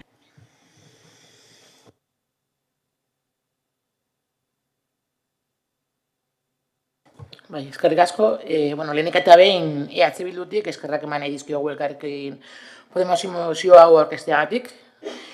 Guk ere bai egiten dugu diagnostikoarekin. Amaia kalean eta inguruetan gero eta kezkagarriagoa da mugikortasun egoera, edozein egunetan bertatik pasatzea besterik ez dago, egoera hori ikusteko. Mugikortasun arazoek gure auzokideen egunerokoa zailtzen dute, gero eta gehiago hori ikustekoa da, ez? Mozio gaizetan duen bezala, azken urteotan, eremu honek aldaketa eskarrak jasan ditu, eta aldaketa horiek trafikoaren presioa handitu du. Eta hori gutxi balitz, ingurunean aurreikusitako proiektu ezberdinek are gehiago okertuko dute egoera. Kontutan izan behar da, mozioan ere bai aipatzen da, zonalde honetan, bi udalerrien muga hori Romoko sarrerako bidegunetik Ibaira arte luzatzen dela, eta egoera ezberdinak ematen direla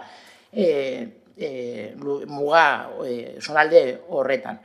Romoko sarrerako eta soplador birigunetan egunero gertatzen dira auto-ilarak eta saturazio egoerak, egunero, bereziki puntako orduetan eta are gehiago euria egiten duenean.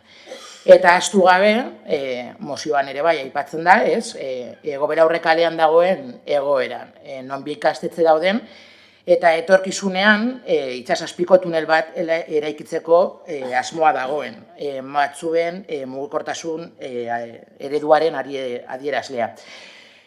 Ondorioz, kutsadura eta arriskua areagotu da, bai oinezkoentzat, bai bizikletaz dabilenentzat. Gune batzuetan espaloiek ez dute nahikoa zabalera, bidegorriak gaizki konektatuta daude. Oro har, mugikortasun eredua ez dago ondo pentsatuta. Bildutik, aspalditik, ari gara ohartarazten. Hirigintza eta mugikortasun eredua ezin dira, ez autoaren, ez kontsumaren logikapean eraiki. Hirigintza eta mugikortasun eredua, herritarren ongizatea eta ingurumen iraunkortasuna jarri behar ditugu erdigunean. Eta honetan, mozio honek argi uzten du, helburu horren bidean, behar argi bat daukagula, zonalde honetan, Getxoko eta Leioako udalen arteko koordinazioa.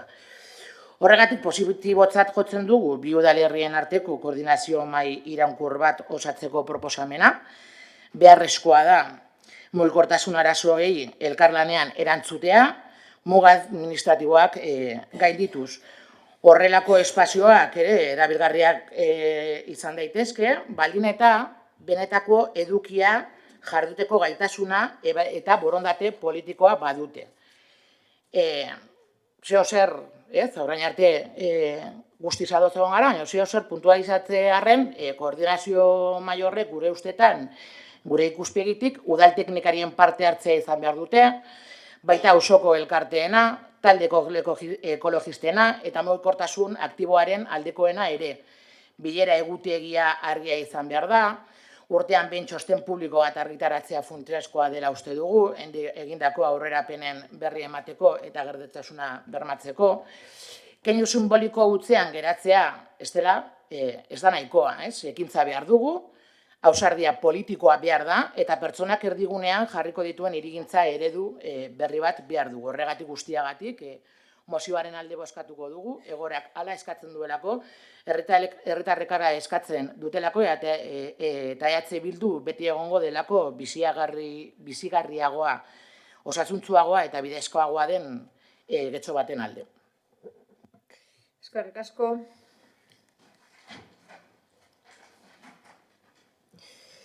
Bai, Egiluz Anderea. Buenos días. Egun on guztioi, denok dakigu, behintzat bertatik pasatzen garenok Amaia kalean zerbitzu asko daudela, 3 supermerkatu, tanatorioa eta osasun zentroa. Horregatik guztiagatik, gatazka puntu bat da trafikoari begira bestalde, ezin dugu nahaztu mozioan esaten den bezala, Amaia kalea, Eduardo Kostatik Putxegiaren biribilguneraino doana, Gobelaurre kalearekin, Romoko kalea dena, bere kasuistikak desberdinak dira, eta hortaz, konponbide desberdinak beharko dituzte. Kontuan hartu behar dugu, kokapena kritikoa dela mugakide diren bi udalerrientzat, eta gainera badagoela biribilgune bat, Putxegiarena, eta Gaztelubideen bi ikastetxe daudela. Horregatik, bere bizikoa da neurriak esartzea arintzeko trafikoa eta oinezkoei sarbidea errazteko zerbitzu horietara. Modu bat egongo litzateke arazo hori konpontzeko, eta hori da zebrabidea hobetzea biribilgunearen hasieran atazkoa saiesteko. Hala eta guztiz ere argi dago bere bizikoa dela azterlan bat egitea Leioako udalarekin batera, baloratzeko zeintzuk diren balizko konponbideak inguru horretan. Horregatik guztiagatik proposamena ondo deritzogu eta horregatik alde bozkatuko dugu. Mila esker. Eskerrik asko. Mozio Anderea. Eskerrik asko, alkate Anderea. Bien, desde el grupo municipal del PNV... EAJ-tik ados gaude diagnostikoaren parte batekin, mozioan agertzen den diagnostikoaren parte batekin ados gaude. Amaia kalea egia da, aldatu dela, azkenengo urteotan trafikoa aldatu dela, hain zuzen ere, aipatutako arrazoiengatik, eta horregatik karreta berezia jarri behar dela bertan, konplexutasun handia duelako egoera horrek. Hala, konexio puntua da, Amaia kalea bi udalerri hauen artean, eta hor, zerbitzuak daude kontzentratuta, merkataritza jarduerak, etxe bizitza gehiago eta bar luze bat. Baina, gustatuko litzaiguke, nabarmentzea badagoela koordinazio estua dagoela Leioako udalarekin, eta harina da, existitzen da, hau da, koordinazio hori ematen da udalaren artean, udalon artean, eta elkarrizketa horien ondorioz, esan den bezala, konponbide bat ezarri da Putzegilearen biribilgunean, horri guztiari esker, ez dakit komentatu den, baina horrek ahalbidetu du hobetzea zirkulazioa inguru horretan hain zuzen. Eta aipatzearren beste adibide bat, esan beharra badagoela beste proiektu bat hortik, aurre ikusita dagoena urrengo hilabeteetarako, hobetzeko kasu honetan kalearen bestaldeko gurutzagunea, apur bat aparte geratzen delako, ez delako argi geratzen nolabait, eta hobetu nahi da gurutzagunea beste kalearekin, Gobelaurre kalearen azkenengo partean, hori delako korapilo handietako bat gune horretan. Aurrerapenei dagokienez, baliteke gustatuko litzaigukeena baino geldoagoak izatea, baina egiten ari da, lantzen ari da, purka-purka egiten ari da, urratsez urrats, modu irmoan eta modu koordinatuan Leioako udalarekin, eta horregatik hain zuzen ere, naiz eta ados gauden diagnostikoaren parte batekin, eta arazoaren funtsarekin ados gauden, egia da, ez dugula alde bozkatuko. Gure ustez, funtsezkoena ez da inbeste mai berria sortzea edo elkarrizketarako foro berria sortzea, baizik eta indartzea eta egingarri egitea existitzen direnak, ziurtatuz beti ere emaitzak dituztela, mila esker. Beste norbaitek? Benito jauna? Bai, lehenik eta behin, eskerrik asko taldeei, alde bozkatzeagatik, alde bozkatuko dutenei, eskerrik asko, bai, noski lehenik eta behin. Bozkaren zentzuak gora bera, argi geratu da, arazo bat dagoela, eta diagnostikoa hor dagoela, arazo bat dago gune horretan, eta denok gaude ados. Hori erakutsi zuen, kesen igoerak, hau da, kesak gehiago erakutsi dizkigute taldeoi, hau da, taldeoi, kesak helarazi dizkigute trafikoa areagotu delako, bai Leioako udalean, bai Getxoko udalean kesak areagotu dira, trafikoa areagotu delako, eta esan bezala ez gara sartu nahi izan kontu teknikoetan, are gutxiago, horregatik proposatu genuen koordinazio mahai iraunkor bat sortzea lanerako espazio gisa, egoera zehatz horri aurre egiteko, eta niri ondo iruditzen zaizkit noski beste proposamen gehigarriak kontuan hartzeko auzoko elkarteak, auzokideak eta noski udal teknikariak, noski ados nago horiek kontuan hartzearekin. Horrez gain, proposatzen dugu mahai hori guretzat hobe daitekelako egoera. Koordinazioa omen dago bi udalen artean, baina hobe daitekela uste dugu. Bost populi da guneko auzokideen artean ez dagoela koordinazio handirik, eta nik uste dut horren seinale argia dela tao handitu zela eta konponbide bat ezarri zela arazo horiek konpontzeko. Bi sistemek batera egin zutelako bi kaleetan, eta azkenean pegatinekin eta beste kolore batekin konpondu zen arazo hori, baina premia hori hor dago eta bere bizikoa da gai horretan zentratzea esan den bezala. Alderdi nazionalistak esan du ez dela beharrezkoa mahai gehiagorik sortzea, baizik eta indartzea daudenak. Eta ez dakit zer esan duen zehazki, baina beno, esan du ez dela beharrezkoa, baina figura zein den gora bera, ados gaude beharrezkoa dela indartzea eta gai honi heltzea. Esan bezala, aukera egon behar da zerbait egiteko itsasazpiko tunelarekin edo bere obrekin atasko gehiago sortuko direlako Gobelaurreko sarreran horrela, Gobelaurre kalea kolapsatuko da eta egoitzagune bat da. Azkenean auto askok erabakiko dute Leioako kaletik sartzea Gaztelumendi kaletik irten edo sartuko dira eta horrek trafikoa areagotuko du Putzegilearen gunean, ezta? Eta nik uste dut hori premiaz planteatu behar dela Leioako udalarekin zerbait planteatzeko eta zain ez egoteko edo eskuartze txikien menpe ez egoteko, eskerrik asko. Bai, beste norbaitek? Orduan bozketara pasatuko gineateke, mozioaren aldeko bozkak, Elkarrekin Podemos, Partido Popularra eta EH Bildu. Kontra, PSE Euskadiko Ezkerra eta Eusko Alderdi Jeltzalea. Eta honez beste mozioen atala amaitutzat jotzen dut. Ezakite galdera erantzunik badagoen. Bai, Bildosola jauna. Bai, guk erregu bat daukagu. Deno dakigu duela 2 aste asko herri inguruan autobusi gabe geratu direla. Hau da, 15 egun daramatzate bertako bizilagunek zerbitzu publiko hori gabe, eta uste dugu, edo eskatzen dizugu, ahalik eta lehenbailen zuen esku daukazuen baliabide guztiak erabilita, nolabaiteko neurri bat hartzea, ez dakit, bada, izan daiteke premiazko bidez kontratu bat ateratzea mikrobus bat jartzeko, edo, ez dakit, beko parkina ahalbidetu, autobusak buelta emoteko. Uste dugu egoera larria dela, uste dugu Andra Maria Eskorri inguruko biztanleak ez direla 2. mailako biztanleak, eta kezkatuta gaude egoerarekin, beraz, erregu hori luzatzen dizugu. Bai, eskerrik asko, erabat bat gatoz zuekin, lanean ari gera, premiazko alternatibaren bat edo jartzeko, egia da, ez dela erresa izaten ari, alde batetik, Bizkaiako Diputazioarekin, Foru Aldundiarekin, etenganbeko kontaktuan mantentzen ari gara, Bizkaibusekin, ikusteko nola ditugun alternatibak edo beste modu bateko soluzio bideak aurkitu. Hor garrantzitsuena guk egin gendunean rotonda izan zen batez ere pertsonen segurtasuna bermatzea, baina zoritxarrez auzo batek denuntzia ipini zuen, behin baino gehiotan azaldu zitzaion auzo horrei eta ingurunean azaldu zen horrek izan zitzakeen ondorioak zeintzuk ziren, eta halabeharrez, egia da epai batek esan digula rotonda hor kendu egin behar dugula, eta beraz berriro aurkitzen gera hasierako egoeran, eta horren ondorioz autobus gabe geratu gera.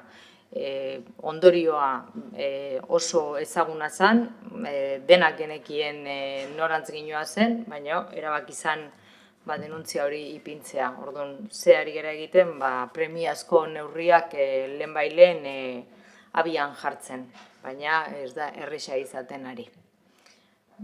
Baina gure ardura berdin-berdina da. Eskerrik asko.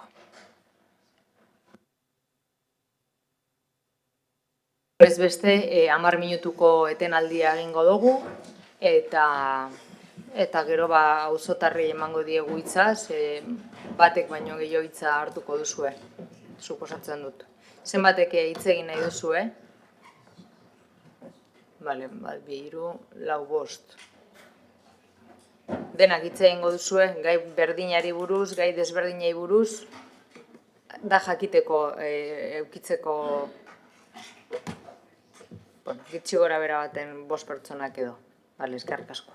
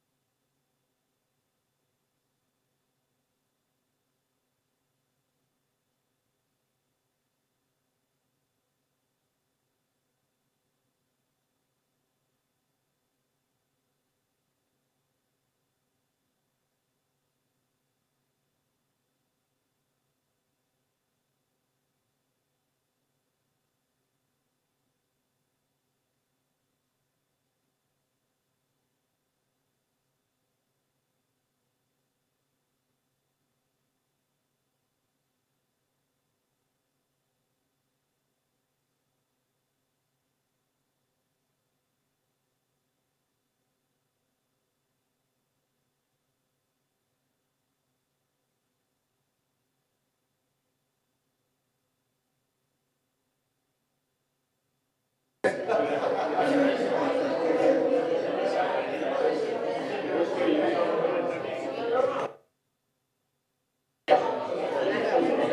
correr un poco de aire, menos mal.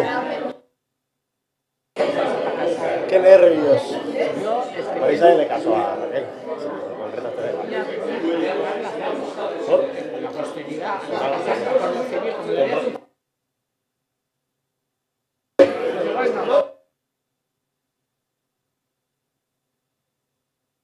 El día de mañana, cuando vaya...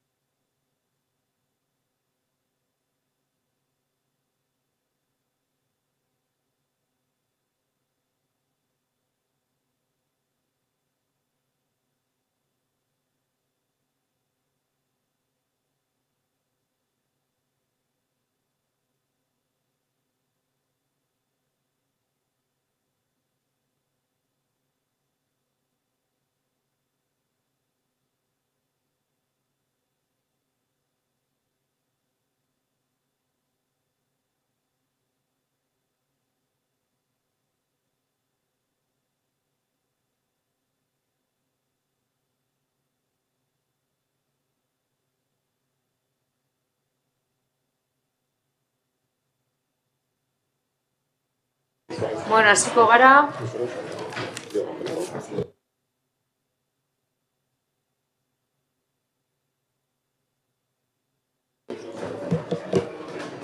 A ber, zeinek hartuko du hitza. Egunon, si me dices tu nombre, una cuestión. Mesede zure izena, ordena mantentzeko 5 minutu dituzu hitz egiteko bakoitzak, bale? Hori erregelamendu hori daukagu. 5 minutu gutxi da, ez da? 5 minutu dituzu eta gero erreplika 2 minutukoa, bale? Guztira 7 minutu. Bueno, itxaroten egon garen guztirako gutxiegi da, baina hori da erregelamendu horrela funtzionatzen dugu. Julia Martínez naiz. Eta eskailera mekanikoaren arira gatoz. Kontu hau aspalditi dator. Oraindik ere ez dute funtzionatzen. Zuek bere sasoian, duela 19 hilabete, isuna jarri zenioten enpresari, baina oraindik ere ez dute funtzionatzen, beraz, ez du esertarako balio izan, penalizazio horrek. 21.000 eurokoa izan zen eta barregarria da, eta bidetan jarri zen bezalaze.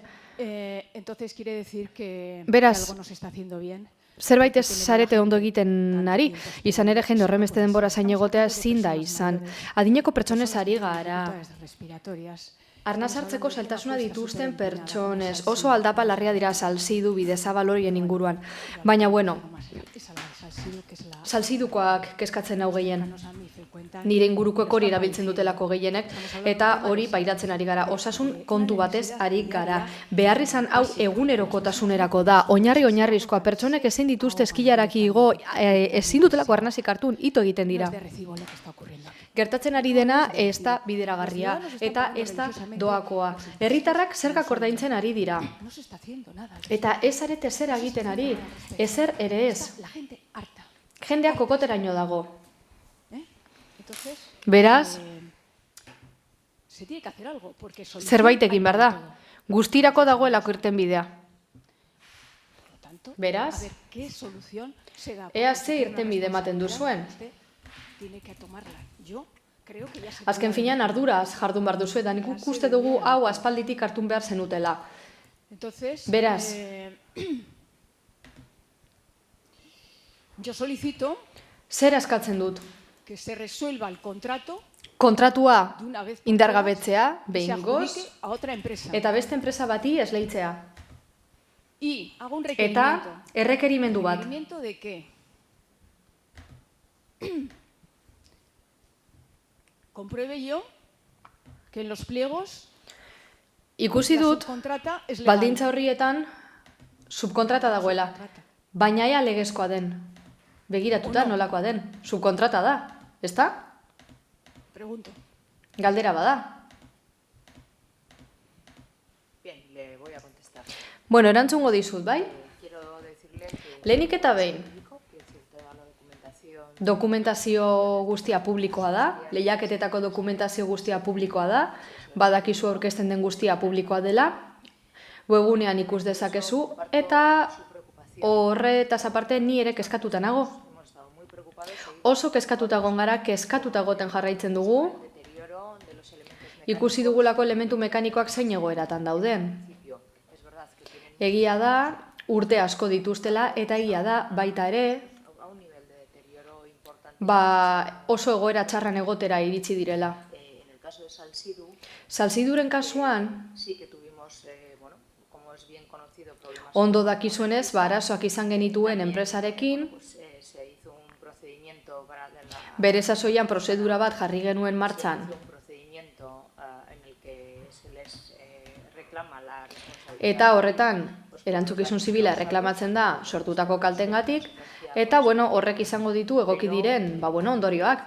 Baina zer esan nahi du nik? Una licitación en marzo, Lehiaketa bat, lizitazio bat atera zen martxoan eta enpresa berri bat esleitua izan da.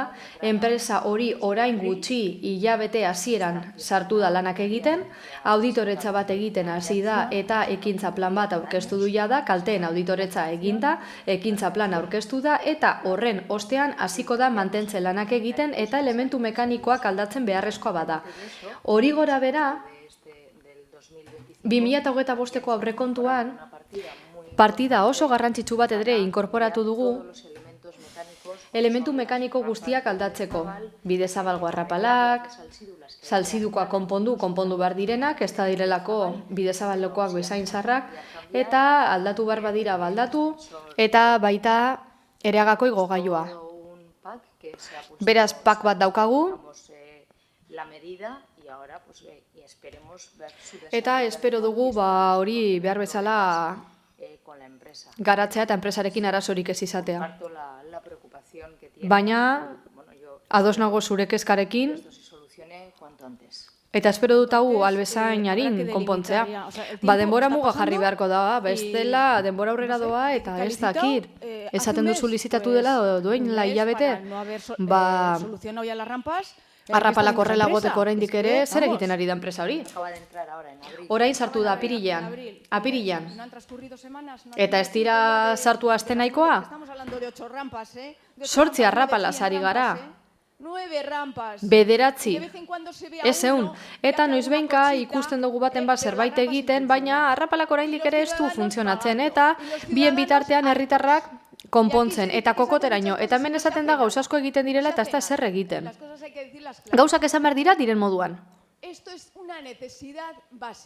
Oinarrizko behar izana da. Ez garari bidegorri ez, eta barrez horrek ere konpondu behar dira bai, baina hau oinarrizkoa da. Jarri pilak behar izanekin. Eta utzi bestelako historiak beste leku batean.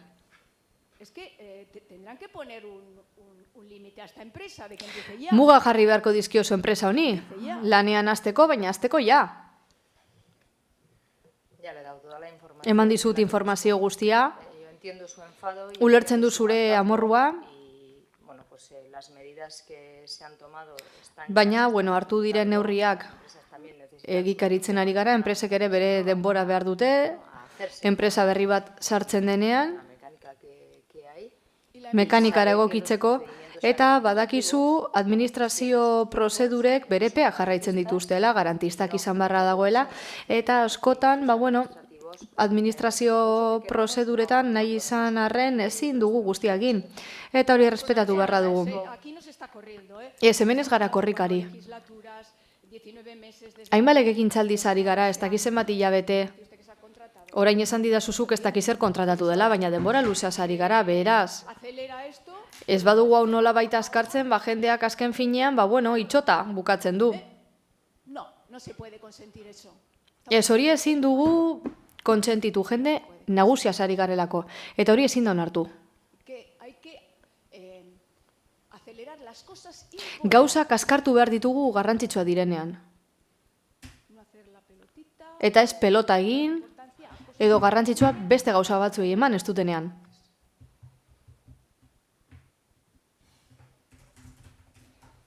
Bien. Bueno, pues que se pongan las pilas. Bueno, hori pila jartzeko, bale? Eta egin ja. Kokoteraino gaudelako.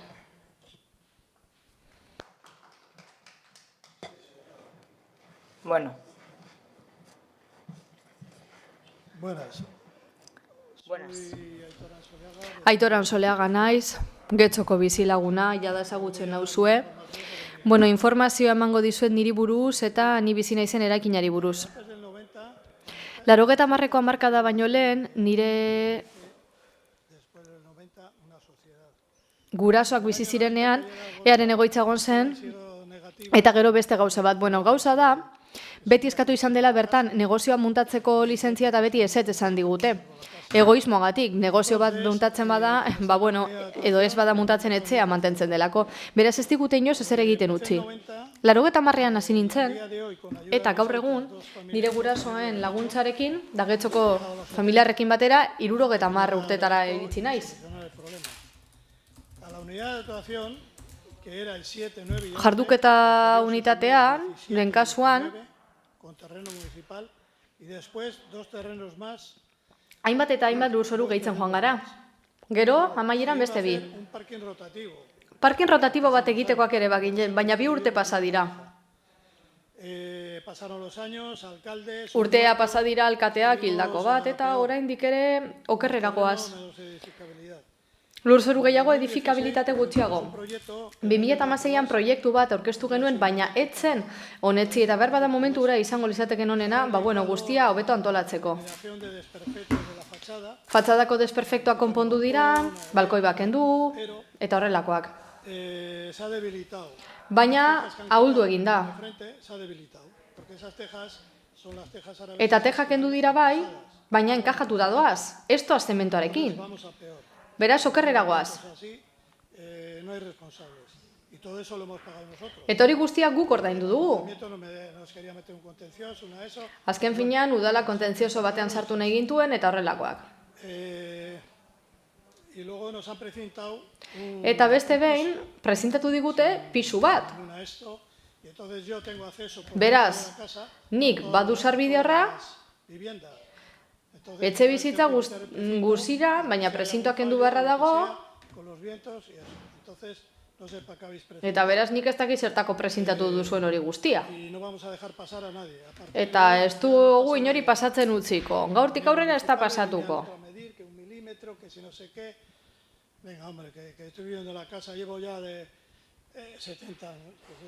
Ni bertan 70 urte daramatzat bizitzen eta begiragoera. 35 urte daramatzat solarra garbi mantentzen.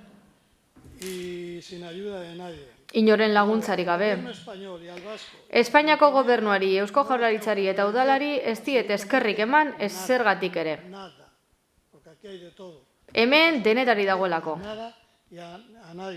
Inori ez diot eskerrik eman behar. Argi guzten ari naiz zertarako, ez da? Badakit ez dela ondo geratzen, bertan, baina hauze da dagoena. Eta aterako gara etxetik arazo konponduta daudenean, eta gure egoera konponduta dagoenean. Getxoko bizilagunak esatu egiten dira, baina iritzia emateko ezagutu beharra dago kontu eta barne alda ikusi. Oraindik, Alderdi EAJ eta PSOE ez dira etorri bizitatzera ere. El 9 y el 11 no hay más edificios, solo el 7. 7 eraikin baino ez daude. 7 baino ez ateratzen arazo bat dagoen bakoitzean. Y bueno, no os habéis dignado a pasar. Y otra Ez zarete etorri, que la tengo en el aire, mejor no me contestes. eta behar bada ez erantzun hau airean dagoelako. Es el problema de política Politika arazoa izan daiteke? de antes, de tal, no sé qué. Balengo ez dakize kontu gandik edotena delakoagatik? Nik ideologia berdina daukat, gaur egun ez dut ezetarako ere aldatu. Eta espero duzu pega gehiago ez jartzea. Eta honekin bukatuko dut. La última vez que vengo. Natorren azken aldia da, oso kaltetuta nagoelako osasun aldetik. Pentsatu egingo duzuena, Quiero problemas con vosotros. Nik ez dut nahi arazorik zuekin. Con vosotros ni vosotros conmigo. Entonces, Inorekin. vamos a dejar las cosas así, que sigan su curso y lo que salga. Eta aterako dena eta punto. Bueno, ez erantzun, azken finean alderdi politiko bezala erantzungo didazulako. Beraz, berdin dio.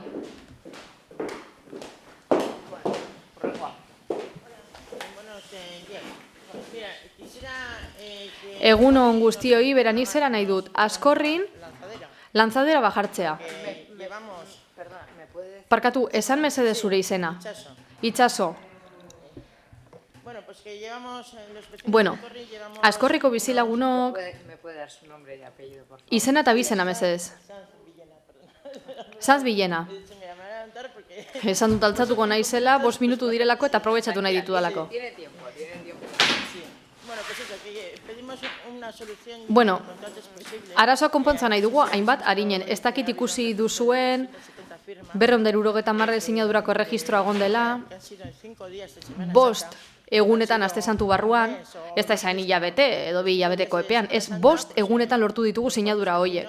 Bizilagun batzuk, Pusimos unas cuantas firmas por aquí por la... sinadura batzuk jaso ditugu, getxo ingurutik, eta azkenan 270 sinadura lortu ditugu. Gehiago izan zitezkeen, baina hortxe utzi dugu. Así para que a ver si de alguna manera Ikusteko nolabait, nos podáis facilitar una lanzadera. lanzadera bajarri dezakezuen. Con la Diputación. Aldundiarekin eta besteekin, bueno, eztabaidan jarraitzen duzen bitartean.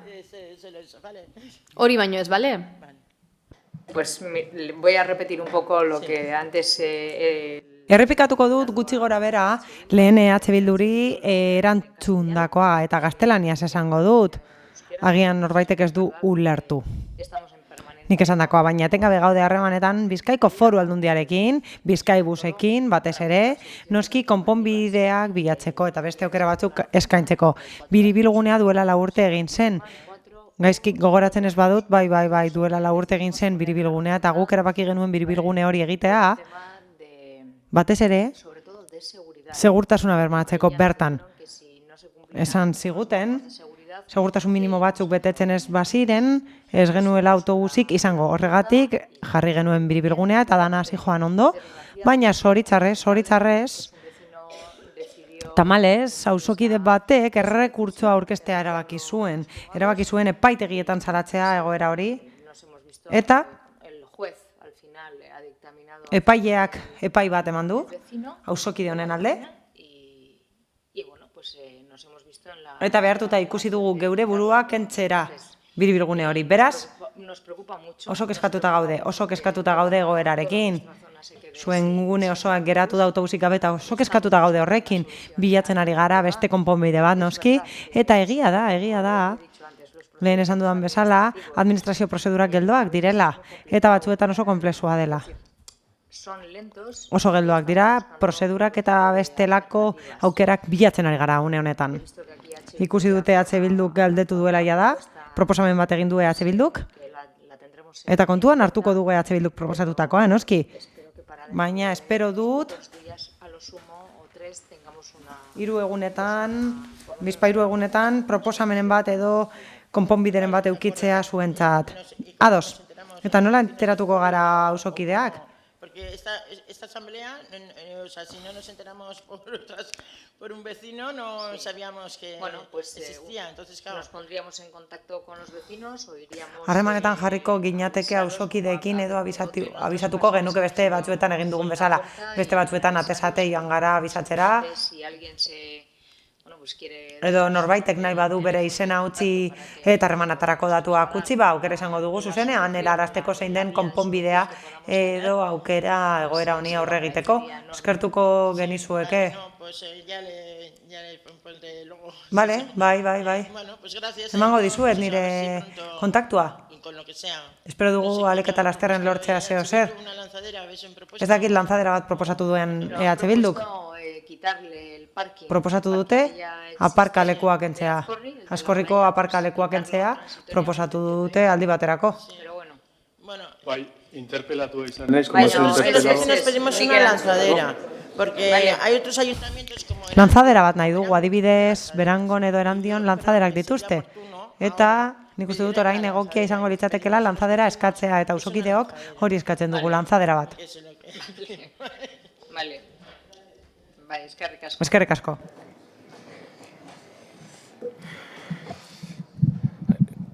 Juego gauta por bat hau, Egunon. Egunon. Behin eta, laburra motako dut, behin eta berriz atera da delako gai hau ja. Bai, barkatu. Aritz Landeta terceño. Hori da, behin eta berriz atera delako gai hau gaurko plenoan, baina, guztiz aipagarria dela, 21 egun daramatzatela Askorriko auzokideek autobus gabe, eta hau guztiz harrigarria dela, hau ez delako 21 eguneko kontua. Izan ere, udal gobernu honek badaki, duela urte terditik, justizia auzitegiaren erabakia hor zegoen rotondarekiko zein zen, eta uste dut, hori epe nahiko arrazoizkoa dela, horren inguruko alternatibak planteatzen hasteko. Zer dudana da, zer duen bezala, hau ez dela 21 eguneko kontua, haizik eta denbora egon dela alternatibak planteatzeko, ez? Eta ez orain presaka, eta ja, auzokoak autobus gabe daudenean. Gainera erabaki honek dauka genero eta adin arrakala nabarmena. Eta, uste dut, esaretela zerretuko urte terdiko inakzioari erabaki deitzen badiot.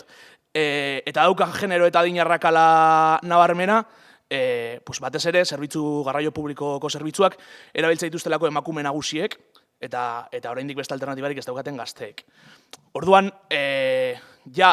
autobusa zegoenean ere, egoera hau nabarmena bazen, momentu honetan zinetan autobusak entzen den, egoera berri honetan, egoera da are eta sangranteagoa. Orduan, zentzu honetan galdera argia da, zeintzuk dira alternatibak. Ez dago aukerarik autobusak buelta beste leku batean egiteko, lehen ematen zuen lekuan, edo planteatu den bezala, biribilgune bat planteatuz parkinean, era temporalean edo, hor egon ginen begiratzen eta kalkulatzen, eta badirudi 17 aparkaleku kenduta posibilidadea daukera dagoela biribilgune bat jartzeko parkinean, eta gainera kontuan izan da ez dela uda garaia, eta precisamente Askorrira sustatu behar dela jendeak garraio publikoa behar dezala, eta ez kotxe pribatua, hor montatzen diren parkin klandestinoengatik, eta bestela sakonerago joan da ere, zer gertatzen da agintaldiz agintaldi osoko bilkuretan agertzen den Getxo busaren proiektuarekin, zergatik ez da jarri lanzadera bat ere proposatzen den bezala auzoko hoiein beharrei erantzuteko, eta galderak hauek dira, baina ere aipatzea, nire ustez ez dela pertinentea honen errua jartzea partikular baten bizkarren gainean. Badakizue duela 4 urte rotonda ere ikizenean, hor herri erantzun bat egon zela, eta hasieratik aipatu zutela, biribilgune hori horrek ez zuela araudia betetzen, eta orduan, rotonda kendu behar izatea ez da izan auzoko baten nahia, baizik eta justizia auzitegiak behartu zaituzte delako, ez zelako arauen barruan sartzen. Orduan, eta gainera denbora egonda, jakinda, zin zen erresoluzioa, hor, bazegoen margena gauzak egiteko, ez gertatu baino, eta personalki uste dut ez dela egokia persona horren gainean ardura jartzea. Kontuan izan da auzoko bat dela, eta posible dela zuen diskurso hau jasotzen duen jendeak, beraren kontrako ere represaliak, represaliak, esan nahi dut, baina hor talka bat sortzea auzokideen artean. Bueno, eskertzen dizut, hainbat neurri begiratzen ari dira, ez orain bakarrik, begiratzen egon gera, saiatzen ari gera Bizkaibusekin, ez orain bakarrik, lehenagotik ere lan egiten, hau mai gainean orain dela 4 urte zegoen, ez? Eta guk konponbide bat eman genion. Printzipioz posiblea zen konponbide hori. Orduan, azkenian jarritako rotondaren zati txiki bat da, iskina txiki bat da, iskina txiki bat inor ez dan bizitoki, iskina txiki bat da, ez da iaia ez da 10% iristen. Goazen gauzak bere tokian jartzea. Nik pixka bat, hori ere, momentu horretan seguridadea bermatu genuen, eta esan genuen nahiago dugu, auzogune guztiak, zuk esan duzun bezala, generoa eta adinaren gatik eta autobusa izatea, eta ez autobus gabe. Lantzaderak arazo berdina dauka. Autobusak ezin dira sartu, ezin dute buelta eman, inolaz ere, beste terreno guztiak pribatuak dira. Nahet esan, arazoa ez da erresa, hori zan gune bakarra egin zitekena rotonda. Edo bestela, aparkamentu guztiak ez bakarrik 17, ze rotondak dimentsio batzuk behar ditu, autobusak bere dimentsioak ditu eta bar, hor egin beharko litzateke rotonda, baina ez bitartean, betirako. Eta horiek gauza horiek ere baloratu egin behar dira, ez? Gu saiatu ginen, alde batetik, Azkorrira jendeak joan ahal izateko jarraitzea parkina horre ukitzen, eta beste alde batetik rotonda bat ipintzen, ze, oso metro gitxi dira, orduan, hau gertatu da, niretzat pena ematen dit. Baina, beste alternatiba batzuk, autobusa hor ezin da sartu, ez lantzadera bat, ez inolako autobus motarik, ze atzeraka egin behar du, eta hor txofer, hor esezkoan daude, orduan, horrea autobus bat ezin da sartu. Ikusiko dugu ze konponbide, baina ez daukagu batere erraz. Ez daukagu batere erraz. Orain ere ari gara probak egiten beste materiale batzukin, ikusiko dugu. Gauzak finkatuagoak daude zenean esango ditugu, baina finkatu arte nahiago dut ezetz. Baina ez da erreza. Ez da batere erreza izaten ari. Eta egin genunean rotonda, etzan araudia usteko. Izan zan, ikusi ginulako eta aztertu ondoren teknikoki ere bai, konponbide bakarra azalako. Eta ikusten genuen, metro batzuk zirala, gainera, iskina bateko metro batzuk. Batzutan, ni ere oso arduratuta nago gai honekin. Ez da posible, autobus gabe geratzea auzogune guzti bat. Hombre, 5 metrongatik. Hombre, nun gauden pixkatxu baten. Ala ere, hori da, pero bueno, badakit. Erresa da, ezin da lantzadera bat ipini, ezin da egin, gure autobusa, gure proiektuaren autobusak ere hortik ezingo luke joan. Ez da hori. Nik ez dut ulertzen ere biribilgunearen aurka mobilizatu zen jendeak mobilizazio independiente bezala egin zuen. Hor dago logika guzti bat auzoan, eta nik uste dut auzokoek ere horrela bizi dutela, sentitzen delako, bai APOaren prozesuarekin, bai bere garaian PTP-aren arekin, hor badago tradizio guzti bat auzoan, sentitzen duena, auzo rural bat zena, orain bihurtzen ari dela, beste gauza bat oso ezberdina, txaleteentzako, jendea etortzeko udan, ondartzara, kotxearekin, kotxe pribatuarekin, eta betetzera hori trafikoarekin, nik uste dut ere, hor, independentemente, rotondaren 110 edo 107 edo 120 zen, badagoela, historiko bat hori asaltzen duena. Eta hala ere, beti errepikatzen da, administrazioak garantista izan behar duela, lehen ere esan duzu, rotondaren kasuan ezineten izan. Eta horrela jakin arazi zizueten auzokoek, eta horrela salatu zuten gero tribunaletan, eta hori guztiz zilegia da. Hala ere, garantista izan behar da ere eskubideetan. Eta, igual, parkinak edo parkinaren zati bat, edo parkina osorik Kendu behar bada, zerbitzu publikoak bermatzeko, ze horrek erantzuten dio, benetan, gehiengo baten beharrari, eta ez kotxe pribatuaren txako aparkalekuak, pues eski igual hartu behar den neurria. Beste gabe, eskerrik asko. Eskerrik asko. Beste norbaitek.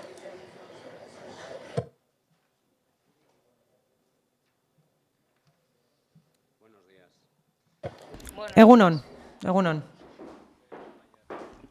Nire emaztearen izenean nator.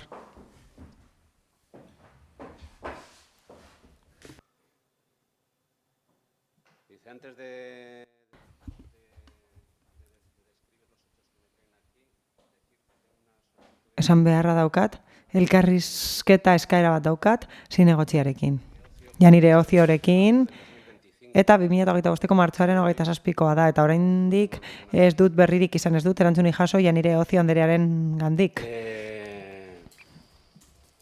Quería expresarle en esa reunión. Bilera horretan esan nahi nion, ebazpen batekin ados ez nagoela, eta jarraian azalduko dizuet zer den hori. 24. martxoaren 3an, ekaitz handi bat egon zen, eta udaltzaingoari dei egin nion ura neukalako atean. Udaltzaingoak esan zuen, ura sartu zitzaigula, kontagailuen kuadrotik atesate dagoena. Eta kaletik datorrela ura, non udala soladura aldatzen ari den, espaloian momentu hartan, ez da ligabe zegoen. Ez behin-behinean ekaitza egongo zelako, ez behin betiko losetekin, ez da ezerrekin ere. Udaltzainek sakuekin estali zuten eta lortu zuten urribilgua desbideratzea eta horrela utzi zion ura sartzeari. Kontagailuen gelara sartzeari utzi zion eta gure etxera gehiago zen sartu, baina kaltea eginda zegoen jada. Argazkiak ditut, bideoak, dokumentazioa, denetarik daukat hori erakusten duena.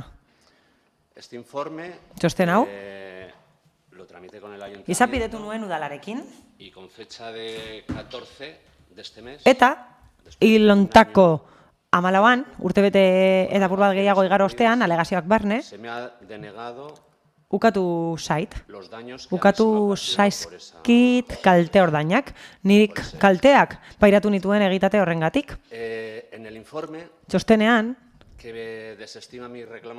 nire reklamazioa esaten duen horretan esaten da itxezitza honako hau.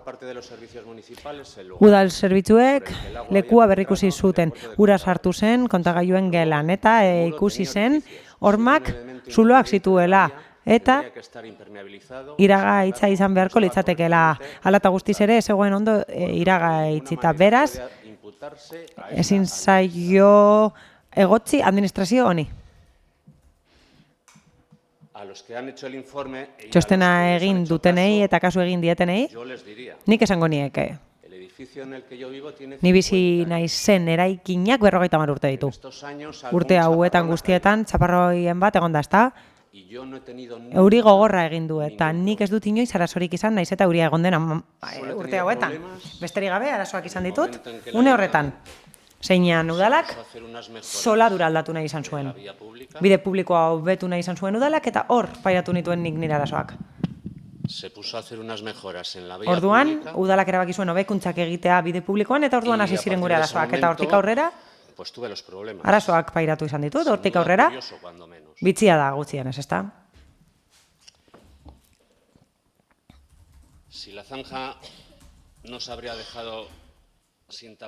Estali gabe utzi zuten, eta horregatik pairatu nituen ondorio horiek. Bestela, estalita egon izan balitz nik ez nituzkeen horrelako ondorioak pairatu izango. Eta besterik gabe. Besterik gabe, hau ze da esan nahi nuena. Erantzuna espero dut.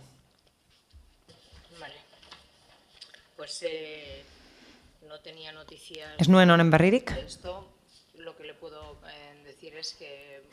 Esan dezakedana da, aldugun guztia egingo dugula, egoera nola dagoen ikusteko eta deituko dizuegu bilera bat ukitzeko. Eta guztiz ere, gustatuko leitzaidake nabarmentzea honako hau. Kudeaketa gairen bat egongo zen, edo mezuren bat egongo zen, ezta? Oso harrigarria da niretzat, zinegotziak erantzunez izana, geroztik. Bai. Bai, maiz erantzuten dugu, agian galdu da edo zer gertatuko zen, ez da galdu. Nik idazkariarekin egin dut berba, eta honen berri dauka. Ez da galdu, idazkariarekin egin dudalako berba, nik. Janireren idazkariarekin nik hitz egin dut zuzenean gai honi buruz. Eta behin baino gehiagotan eskatu diot hitzordua. Eta idazkariak ez dit hitzordurik eman. Bale, ados? Ados? Bale? Ados? Zuekin hitz egingo dugu, jarriko gara zuekin harremanetan. Eta utzi da zu espedientea begiratzen. Eta behin espedientea ikusita, hitzordu bat emango dizuegu, eta ikusiko dugu zein egoeran dagoen guztia. Zuk aipatu duzu, administrazioa oso geldoa dela eta desesperazioa sortzen duela horrek. Aplikatu zeuk ere geldotasunaren aipu hori, mesedez. Hola, buenos días. Me llamo María Dolores Villena. María Dolores Villena naiz.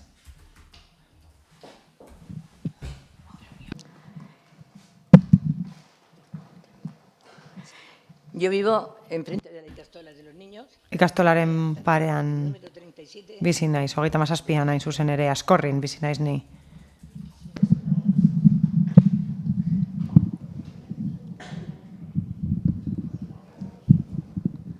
A ver. Gracias. Yo vivo en Ascorrin. Askorrin bizi naiz. Desde los años 61. 61. urtetik bizi naiz Askorrin. Bueno, nos costó Dios ayuda que nos subieran un autobús porque la gente Asko kostatu zitzaigun autobusa edukitzea. que nos conseguí un autobús. Oso zaila izan zen autobusa lortzea, lortu genuen.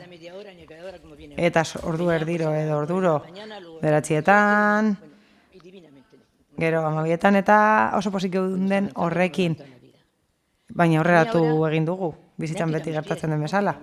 Orain, kendu didate nire gorputza eskizofrenia duen alaba bat daukat, eta 15 egunero doa, Uribekostara, bere injekzioa jartzera.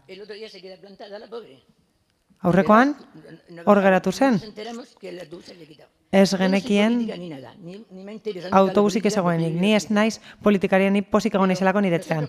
Baina guk lortu genuenean autobusa, oso pozik geunden, Fangalokan ematen zuen autobusak bueltas genuen ez markesinarik, ez markesinarik behan, ez biribilgunerik eta buelta ematen zuen,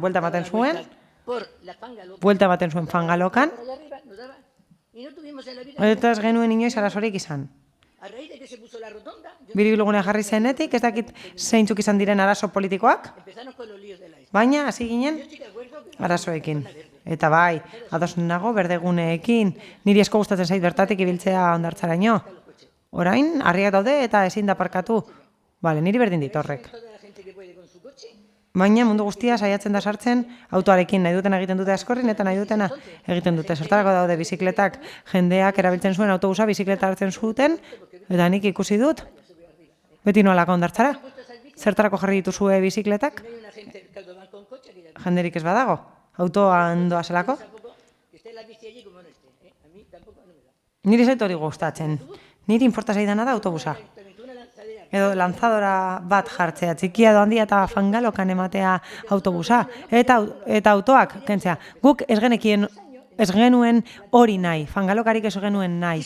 Eta telefonikak egin nahi izan zuen zerbezera bat, eta udalak ezion utzi nahi, nik ez dakit zergatik, ni ez naiz kesatzen ez naizelako inoiz hartu, baina 4 urtetan, esan zuten egingo zutela Fangaloka, eta garagardotegi bat baino gehiago, bikinian eguzki hartzeko leku bat da. Nire osokideak ez daude ados horrekin, eta danok gaude super haserre Fangalokarekin, eta iaia desesperatuta gaude, eta ez dago eskubiderik. Orain, autobusak kendu digute, ezin duelako bueltarik eman. Eman dezatela telefonikatik, eta jeitzi daitezen beste leku batzuetatik, ezta? Ezin badute buelta eman behan, egin dezatela horrela, igo daitezela telefonikatik eta bertatik jeitz ditzatela autobusa. Indignatuta gaude. Eta manifestaldi handi bat egingo dugu, Eta orduan enteratuko da mundu guztia. Politikariok ez garen hori interesatzen zaigu getxoko udala. Eta kasu egitea zergak ordaintzen ditugulako. Eta dana ordaintzen dugulako legalki egoteko. Zer egingo du nire alabak? Taxi bat hartuko du? Ni joan nintzen erostera, eta algortara joan nintzen oinez. Autobusak utzi ninduen ingelesan.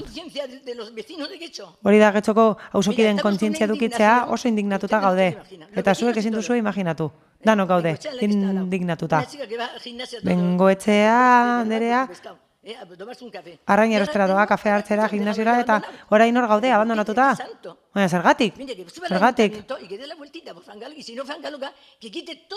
Eta bestela, fangalogak ken ditzala bere auto guztiak. Errepidea libre utz dezala fangalokak. Eta benetan esango dizut, ez naizela inoren aldekoa, baina gauzak diren bezala esan behar dira.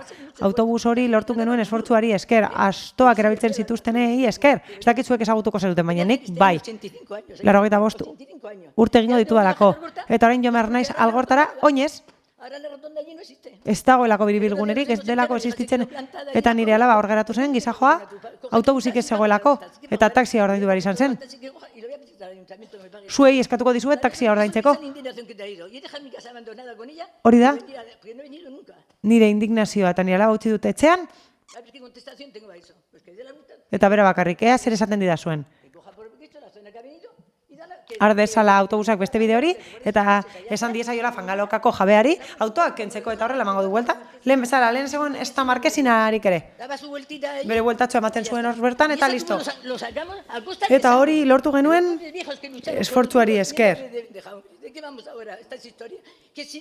Astoarekin borrokatu zutelako, harriak, ondartza, autoak, berdegunea bada, berdegunea izan dadila, autoak ez daitezen joan, baina utz desatela autobusak Getxoko auzotarrentzat, eta bokatuko dut, oso indignatuta natorrelako. Eta etxe abandonatuta utzi dut ona etortzeagatik. Ez dagoelako eskubiderik. Aste santua baino lehen, horrela egoteko. Ez dago eskubiderik, zerbitzu publikorik gabe. Nork agitzen du? Udalak ez du eskubiderik, ez du eskumenik agintzeko? Manifestaldi bat egingo dugu Getxon. Guk ezin dugu? Manifestaldi handi bat egingo dugu. Eta Kristo bat montatuko dugu azkenean. Eta esaten dut, sentitzen duan bezala. Ni izango naiz, lehenengoa naiz eta espetxeratzen didaten. Eta barkatu, gehiegi esan badut, baina argi eta garbi hitz egin dut. Autobusa lortu genuen esfortzu handiari esker. Askok egiten zutelako bendeja astoarekin, eta gero zutelako aukerarik pastelak erosteko. Zertaz ari gara? 2025an. 4 pertsona bizi gara hor, eta gure zergak ordaintzen ditugu. Eta ni etorri naiz desahogatzera beharrik gabe. Kalean zaude eta ez duzu autobusik? Eta nire alabari esan nion.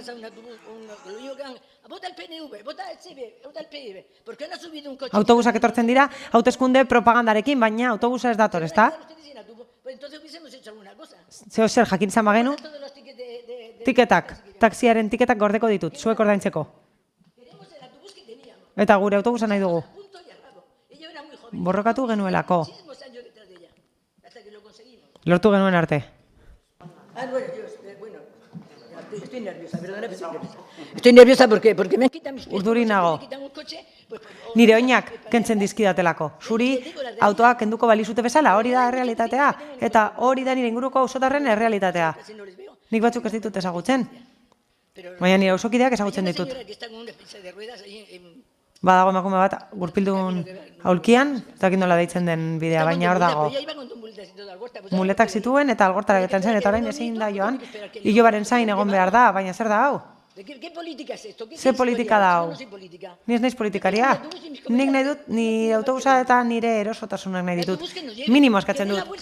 Autobusa nahi dugu. Eraman gaitzala autobusak. Ken ditzatela fangalokako autoak. Guk ez dugu fangaloka zertarako behar. Fangalokarrekin ere, bereak eta bi ikusi genituen. Denetarik ikusi dugu. Baina Getxon, hor gaude, izilik. Hor gazteak, hor egoten dira ondo pasatzen da, txintxon, makillekin.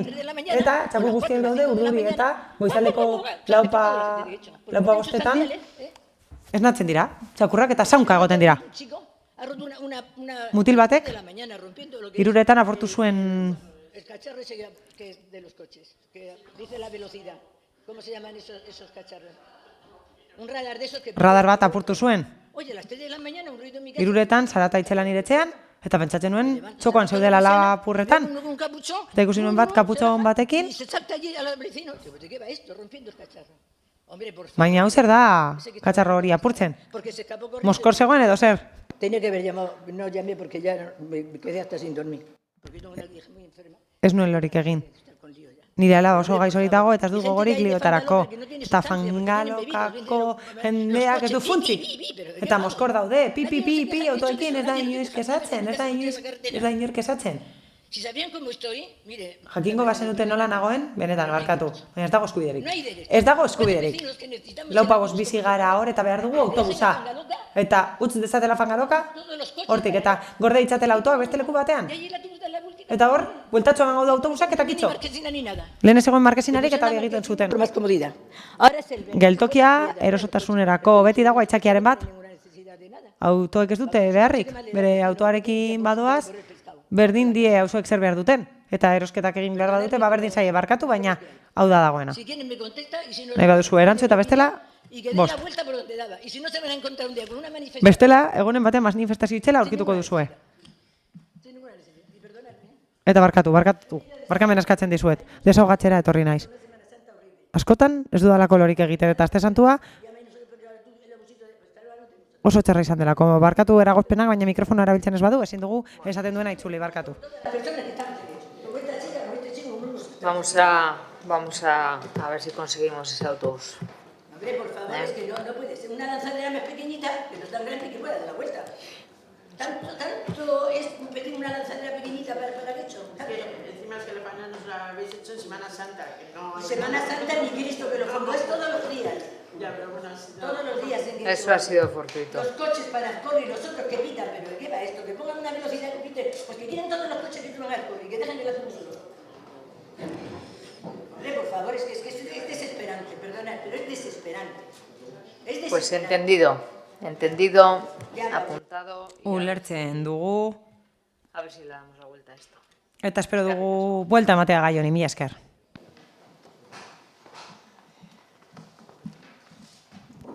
No sé cómo va esto. Sí. Bueno, hola, buenos días.